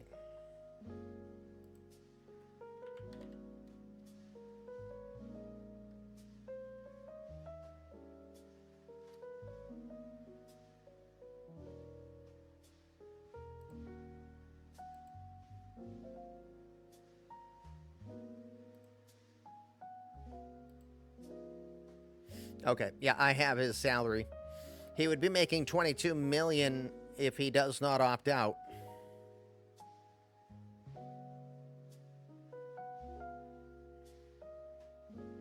So I don't think Jordan Cage is going to be. We will make sure to get closure on that. I bet Justin Case is also the same thing. So, Pirate, you're here. You have the right to say you're not allowing Case to opt out because even though you're the GM, you're also the CCP. So you get the right to say that you don't want the opt-out to be done. But frankly, why are you using an opt-out on your own player?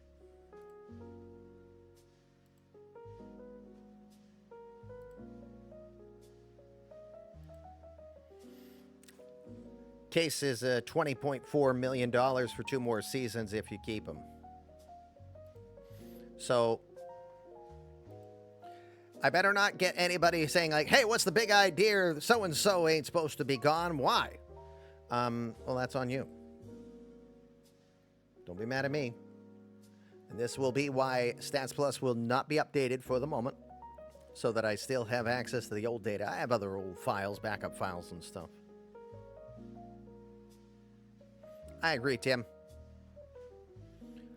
You got to blame the small market teams that won't spend the revenue sharing money that they get because owners are greedy little gremlins.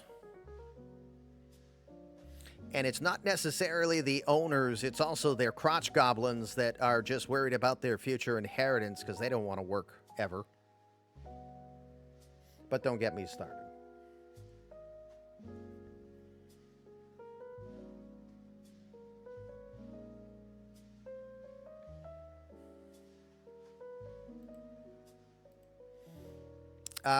Yeah, he would be. You said Cody shouldn't be a free agent yet. Technically, he is. But you're right. You still, if for any reason you can get him to sign that Cody agrees. And yes, you can make a qualifying offer to him. I'm going to get you the qualifying offer number in before the off-season begins, meaning the first 4-day advancement. So I just have to export that information and take the top 125 and give you a number. No, he hasn't left the club. Look what it says. Eligible players will file for free agency on Friday, December 3rd. The options that we're talking about that aren't eligible or shouldn't be here or can be reversed is Jordan Cage, Justin Case. Let's see. Bill McClure. Well, McClure also was a free agent. I guess I missed that part. Jeez, why wasn't I saying that too? Champ Bell. Ooh. Well, Champ's a free agent. He could sign. I also need to make sure everybody knows how many contracts they have remaining. You can only still do 4 salaried contracts. We're not at arbitration officially yet, or no, now we will be.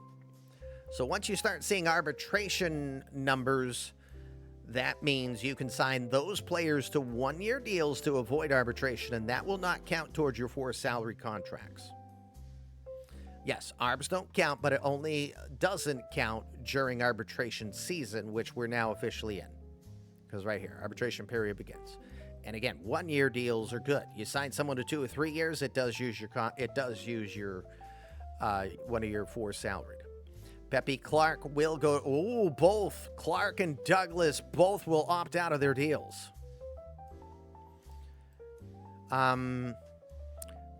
Well, Tranquil Hill Farms or whatever he goes by now, he's a free agent, but he will probably be subject to in-game. Well, not necessarily in-game. It'll still go through me.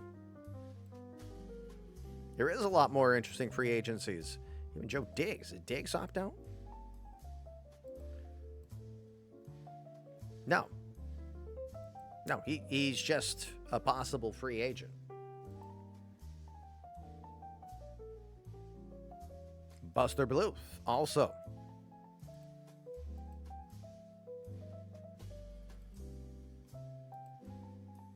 Bluth is also done with last season Baltimore kept him, and now he is a possible free agent. Get back to regular season stuff. Career 200 home runs for the 32-year-old. 5-time Gold Glove winning Buster Bluth. Who else? Alex Murray is a possible free agent. That is AZ Axel CCP. Shamar Hosky we knew would be a CCP. Danny Diaz back on the market. Louis Garcia. Hunter Brault with the World Champs. Dylan Humphrey as a CCP. Walker Smith, a 1.0 legend. Aaron Nixon, longtime Giant. Yazil Pino is also a potential free agent after having a pretty good 2 seasons here in Sacramento. Mike Trout, we know the all-time home run hitter, 41 years young, still looking to play baseball. He'll be doing it outside of the Angels for the first time in his career.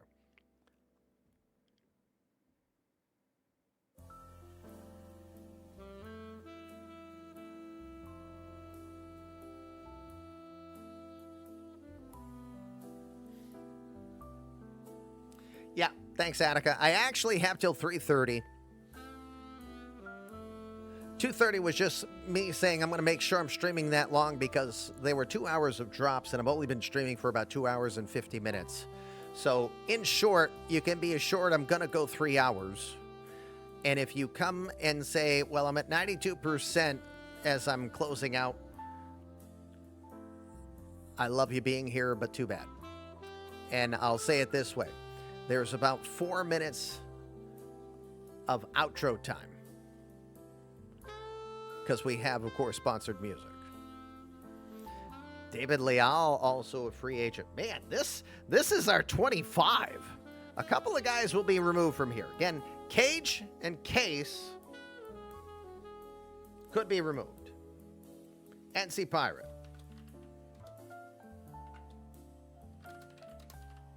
Hold on. I don't know if Pirate can hear me or not.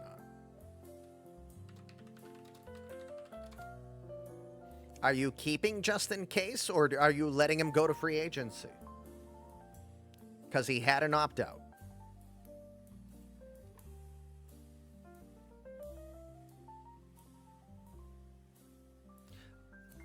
All right. I'm going to say this one more time. Pirate, you're the general manager, but in the case of Justin Case, he's also your guy. So a little bit of a head-scratcher for me why anyone uses a contract opt-out unless you're intending not to have the player. So here's what I'm saying. If you're going to act that you want to keep Case, just simply say, I'm keeping him, he's not opting out. What I'm saying is right now, you're Justin Case telling me I'm not opting out. I'm staying with the Nationals, and I will reinstitute the remainder of his contract, which is 2 more years at $20.4 million. Boom. All right, that was it. Watch. Give me a moment. I'm going to let me switch screens here for a moment so I can do something in a sensitive spot. Saying I'm scary on the screen. I hate this, but Mrs. Kamish was like, ooh. All right, so this is what's happening. I'm reestablishing. It was a 5-year deal. 5 years, $96.4 million. I'm basically now putting him back to 5 years at $20.4 million.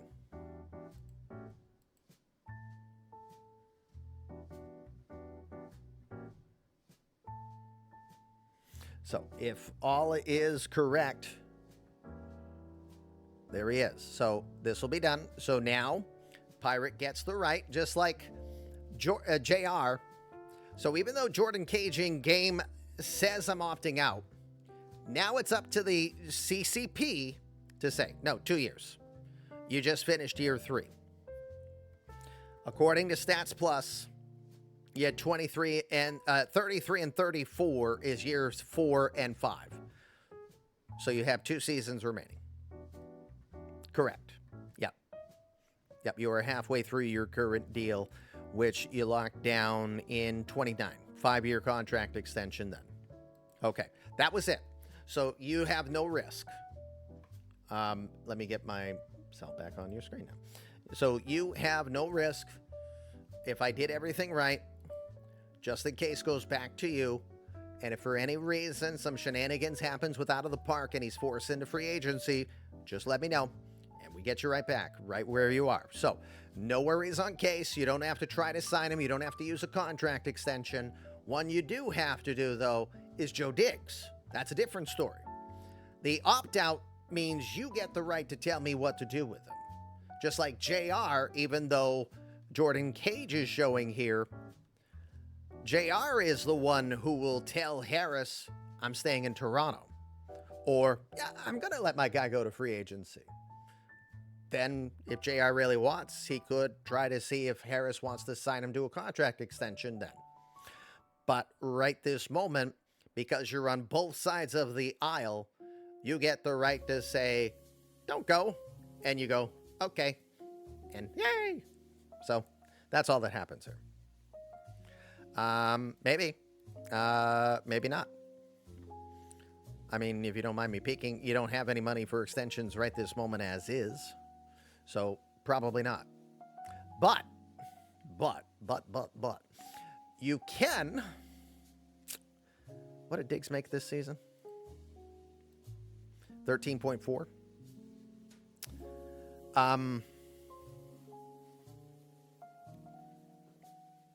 Last season, the qualifying offer was $23 million. Hello there.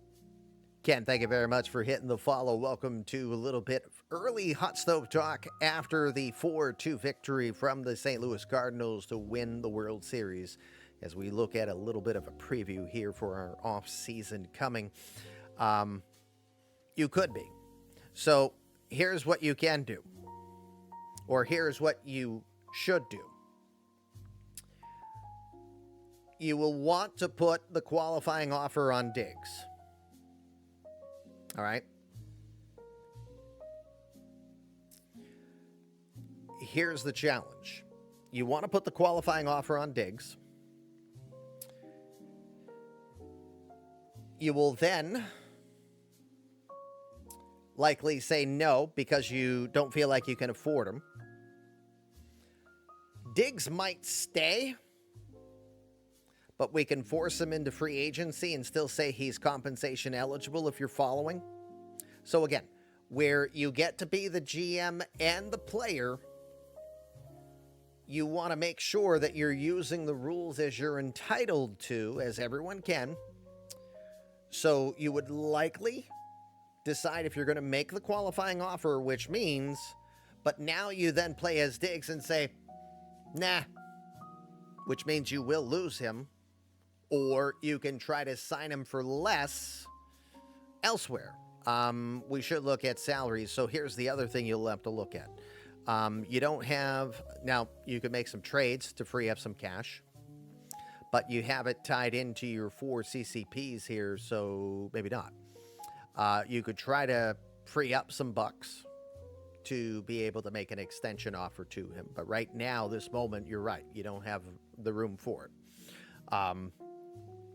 Don't forget, you can always use your hairballs here, your Twitch channel points, to redeem some cash and get some money. Ugh, sorry.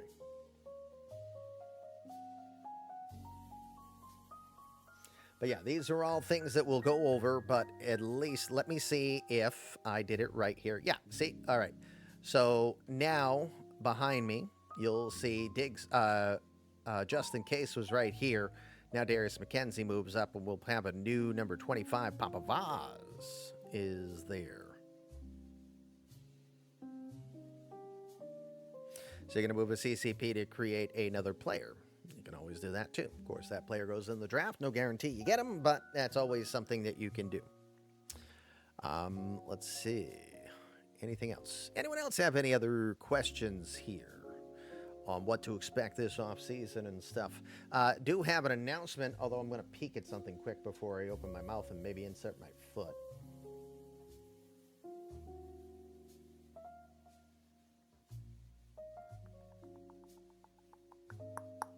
All right, sounds like a victory and a W. So we do have our 34th general manager is officially in place. The Houston Astros have named Jimmy Silvera, J. Silvera 66, as your new Houston Astros general manager. It was offered internally first and foremost. No one accepted. And then we offered to the community, and I'm thrilled to have Jim coming aboard to be a part of us. He does have a player in Atlanta. So again, with Jimmy now officially a GM, Moose will not be able to allocate any of the academy boosts over to his player. But yeah, there we go. So, Jim, do me a favor. In our private Discord, give me your email and where you'll get notifications from the file, as well as just the year of, month and day. Is that it? No. Yeah. No, I don't even need month and day. Just give me the year of birth. Don't even give me the date. I'm not trying to get that private info.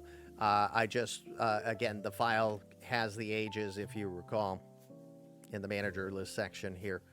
So everyone's got an age. I am not that age, thank God. Okay. All right. So I have to create your connection. So I will get a file out. And when this file goes out, you will be included. So use the guest account to get this file once it's uploaded. And then from there, then you can try to use a new login and it will be yourself. No, I don't want the last four of the social. I want the last four of the credit card. Kidding. That's only dealer warranty services. We haven't expanded to eMLB warranty services yet at this time. Yet. All right. Do I see any other questions? No. Of course, we'll have plenty of questions throughout the season. Kelly from Card Services. You know, I learned earlier this week that it's not a Karen that wants to speak to your manager or is your headache anymore. It's now, and funny enough, it's a Jessica. According to social media, it's now Jessica's, which my wife is probably going to chuckle at that. I'm rolling my eyes because what do you think my first wife's name was? So, yes. All right. Mithoki says, if I haven't used boost at all for this season, then I should put some in for this season ASAP. Then you can do more for next season. Yes. So here is your answer for that, Mithoki. It's November 9th in file. I'm going to start in the Discord to provide the schedule. You have until we are on December 3rd to do anything that is considered in this window of 2032. So if you have boosts you want to use in this window, you can do that. After December 3rd, everybody is reset to 0. And then based on what your player's age is on January 1st of 2033, will determine how many boosts you may use in the new season. But if you get to December 3rd and you didn't do anything before then, it is a use it or lose it. So that is the best way to provide. I hope that helps. If you have any further question on that, you can either ask here or feel free to ask in private. Flying, learning how much fun it is to be a general manager. Here is an important thing I want to make sure general managers are reminded. The Players Union agreed to increasing the salary for this season. And I believe we're going to is it 825 or 850? Give me a moment. Just Just got to find that. It's a little ways back. 2033, the minimum salary this season was $800,000. The minimum salary for players will be increasing to $825,000. That is a definite. So the minimum salary is $825,000. No pug, you don't get a raise. Pop stars will be reaching out to Reddit Bank anytime soon. The expansion draft, as we were saying earlier, if you missed it, we are going to wait until we officially get to free agency. Because, it doesn't make sense to do it. Plus, I'm trying to make sure that the file acknowledges who is eligible. Most of the rules are going to stay the same. We're going to announce that here super shortly as well. The biggest thing for you, Cody, and for Eddie to know is where are you starting in salary? Your starting salary for Nashville and San Antonio will be $220 million. That is $20 million more than the Stags and the Expos had. And also, there's going to be an adaptation to the eMLB budget that we used to take the top 3 teams and do a percentage of that average of those 3 teams combined what their average budget is and do a percentage. To me, that's making the bottom teams a little too rich for my liking. So I'm adjusting the formula. And the formula will be about a $5 million difference. So some teams will not make as much money as they were given this past season. It's not a big change, but I'm just making sure that we're in a certain range. But we're going to use the 4th and 5th teams as well in the budget. So the top 5 teams will be the average of those teams will help us determine final results here. Is it? No, you got more than that still. And again, you can impress your owner, and they might give you a little more. But if you depress your owner, then you at least have a floor that I will keep you at. But this season, the floor was 212, and that was too much. It's too rich. So, it'll probably be closer to, if we use this year's budget numbers, which again are going to change, this year it would have been 207 if I would have used the formula I'm intending to use now. I think that's a better fit because I had too many teams that I gave a raise to.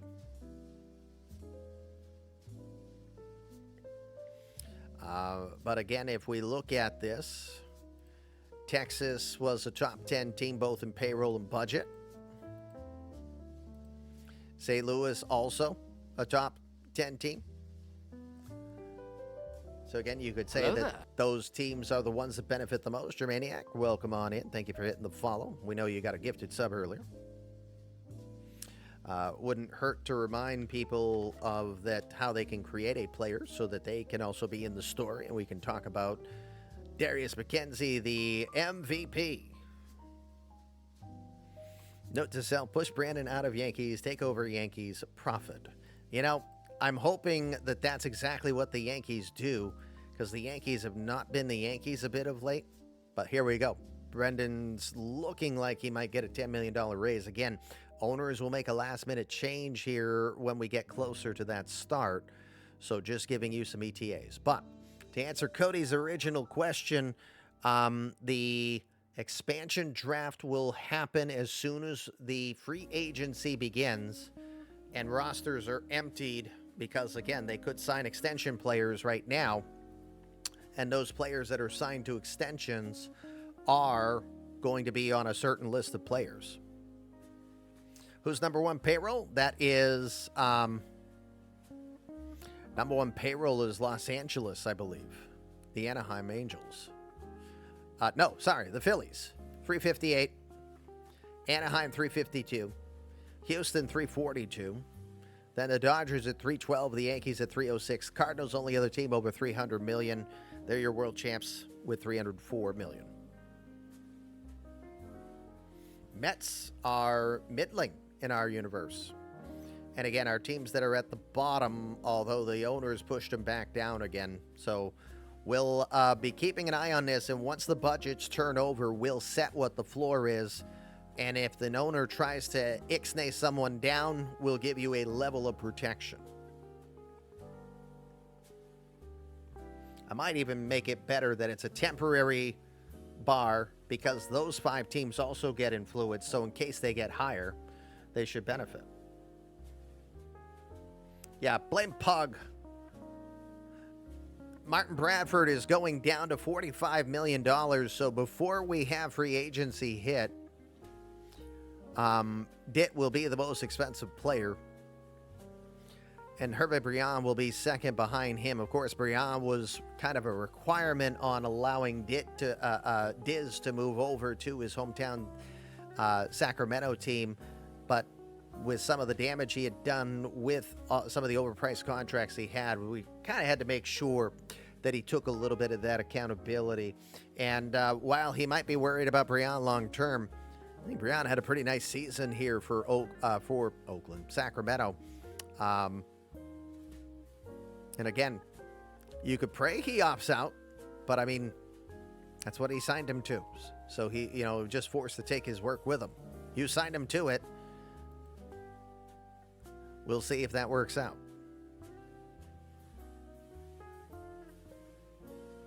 No, he's not the worst contract on that list. Another guy who'll fall off this list too is Ethan Knight. Knight's going to fall down to $30 million after this season. If he accepts, in game he did, he decided not to opt out of the remaining portion, and that was already what my intention was anyway. So Ethan Knight is staying in Philly. Just in case you were wondering. He will try to lock down his 200th career victory next season.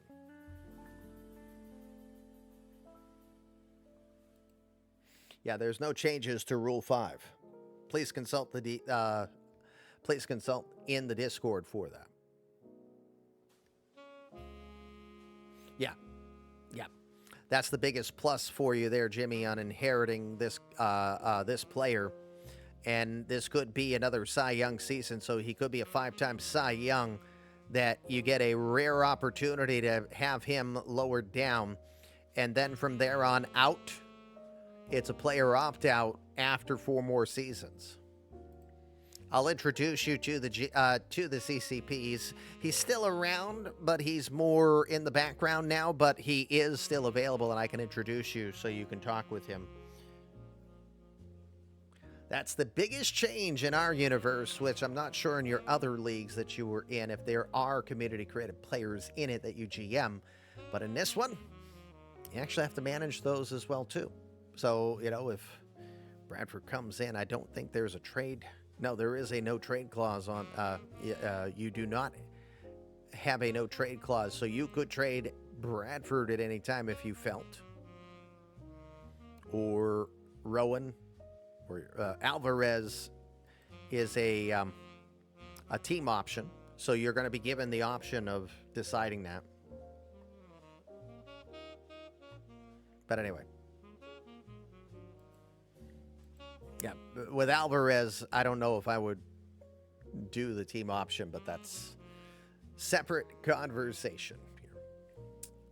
All right, friends, I have a little bit of extra groundwork to do in the background here before I get this file up. It won't take long, mostly just getting Jimmy in the file so that everybody has it. Off-season is officially underway. It will not begin until Tuesday night when we will do a recap. We'll have a little bit of interview opportunity, I hope. Yes, you are correct. Both Montreal and Portland are exempt from this expansion draft. That is a decision I have made. Awards are coming tomorrow, Moose. You can expect 4 days to be simmed on Tuesday night. And we'll start with a daily sim. But please note Thursday, nothing. No eMLB. I've got my wife and I going to enjoy our Christmas present, which is go see the Bruins play the Vegas Golden Knights in Boston. Expansion rules are coming super shortly, like between now and before the Tuesday night sim. Hey, Will.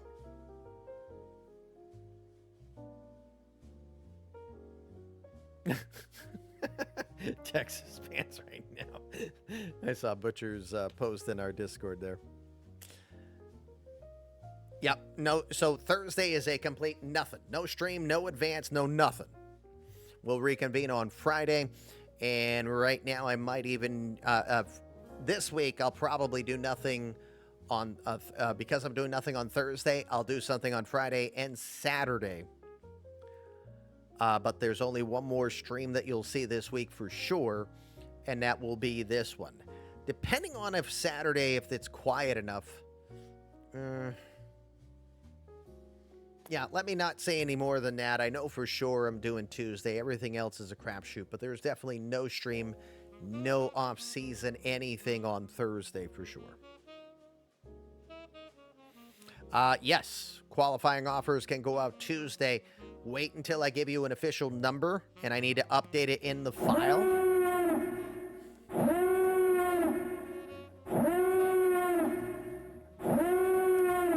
I bet Kava thinks, hey, I rated you. You better stream for 2 more hours. Nope. We done. We outie. Thank you for the raid, but we were literally just getting ready to go out the door, and I got nothing else to offer except saying I got to go bring my kid to work. Well, you warned him, and he still did it. That's fine. Again, appreciated. You know what it is? He knows how many times I've rated him, and he's like, well, I gotta, but... Yeah, well. All right, let's see. No one else is streaming OTP right now? Is that what it is? Oh, is that what it was? Okay. Well... How kind of you. I appreciate it, but... yeah.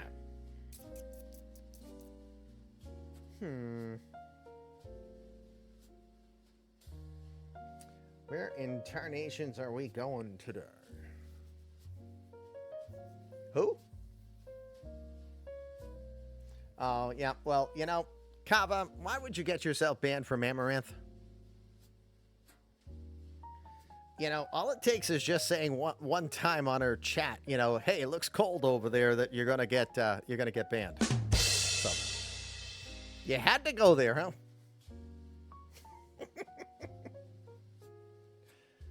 Oh, dear Lord. All right.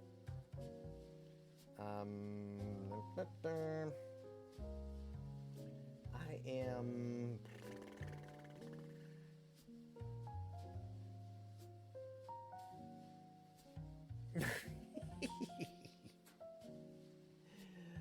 Oh, I don't have many of my usuals on that I could raid either. So I might be pulling one out of my hat here.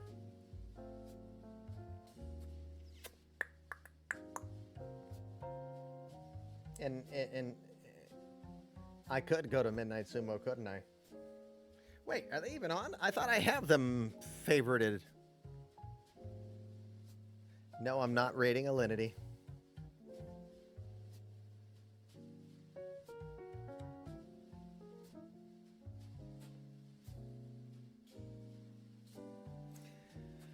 Let's see. Midnight Sumo is on, huh? Oh, wait, I do see it. Why? It's not follow. What did I do? What?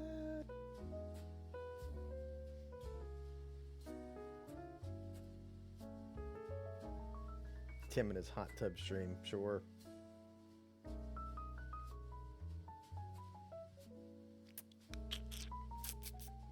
See, Daddy Dimu is on. No one needs that level of use. Bob Ross should accept raids, but what up with that?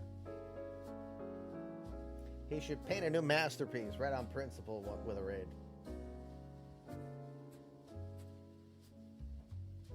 Tim sits in his hot tub pulling rando calls about their car warranty.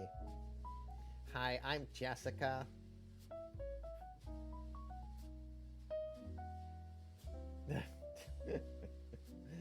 Oh, boy. You know what? I'm going to make a judgment call. Let me see.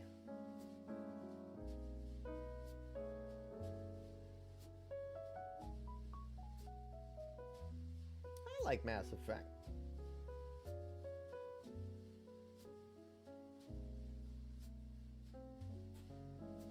All right.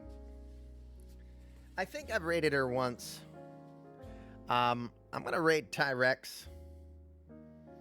She does a lot of Baldur's Gate. She's pretty funny, her and her husband. I'll rate over to her. She's playing Mass Effect right now. The only other option I was thinking of was No Sleeves, but he's got over 300 people, and I'll rate Ty. That I think will be more fun. But Kaba, thanks for the raid. Wish I could say I could stick around, but no. We'll have a little fun here. The ending music of The Natural. Cardinals were your winner. Darius McKenzie, 3-run homer is your game-winning, series-winning home run. The Cardinals will win their second World Championship here in 3 seasons with us. Just do the offseason all tonight. Sure, that'll work out for everybody, Cody. I'm sure that will go really well. You know me. Yeah. We'll say absolutely no to that idea. There should the naturally say there should be a CCP. Maybe one who lands in Detroit. I'm sure that's exactly what you were thinking of. So. Yeah. So fun. Thanks again for everybody. We hope you've enjoyed the drops over the 7 different streams that we have broadcasted this World Series. It has been a pleasure to do. It is probably, I've been doing this since July of 2000, 25 plus years, and I don't think we have had any as drama-filled, extra innings, catcher frickin' interferences, you name it, we had it. What a finish to our season. And the St. Louis Cardinals will win their second world title in 3 seasons. St. Louis better be partying like it's 2011. Well, they'll probably be partying more like it's 2030 right now, as they had won one in our universe not that long ago. All right.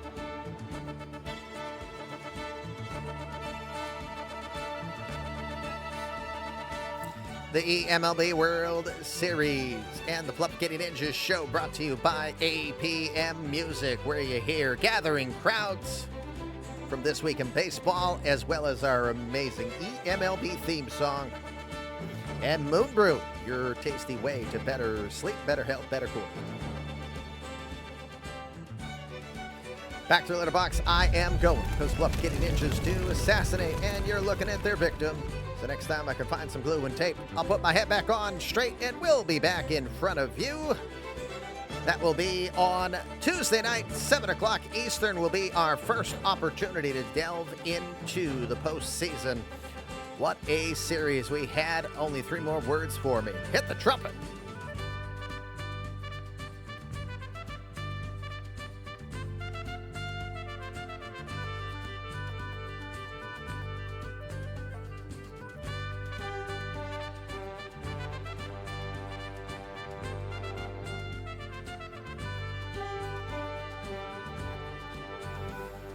Friends, as always, we want to remind you that how you think, it does direct your life.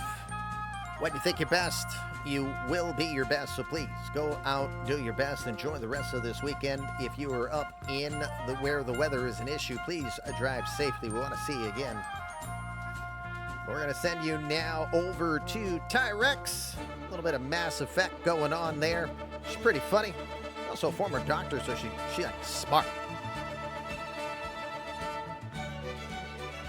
Thanks again, friends, for being a part of the eMLB World Series.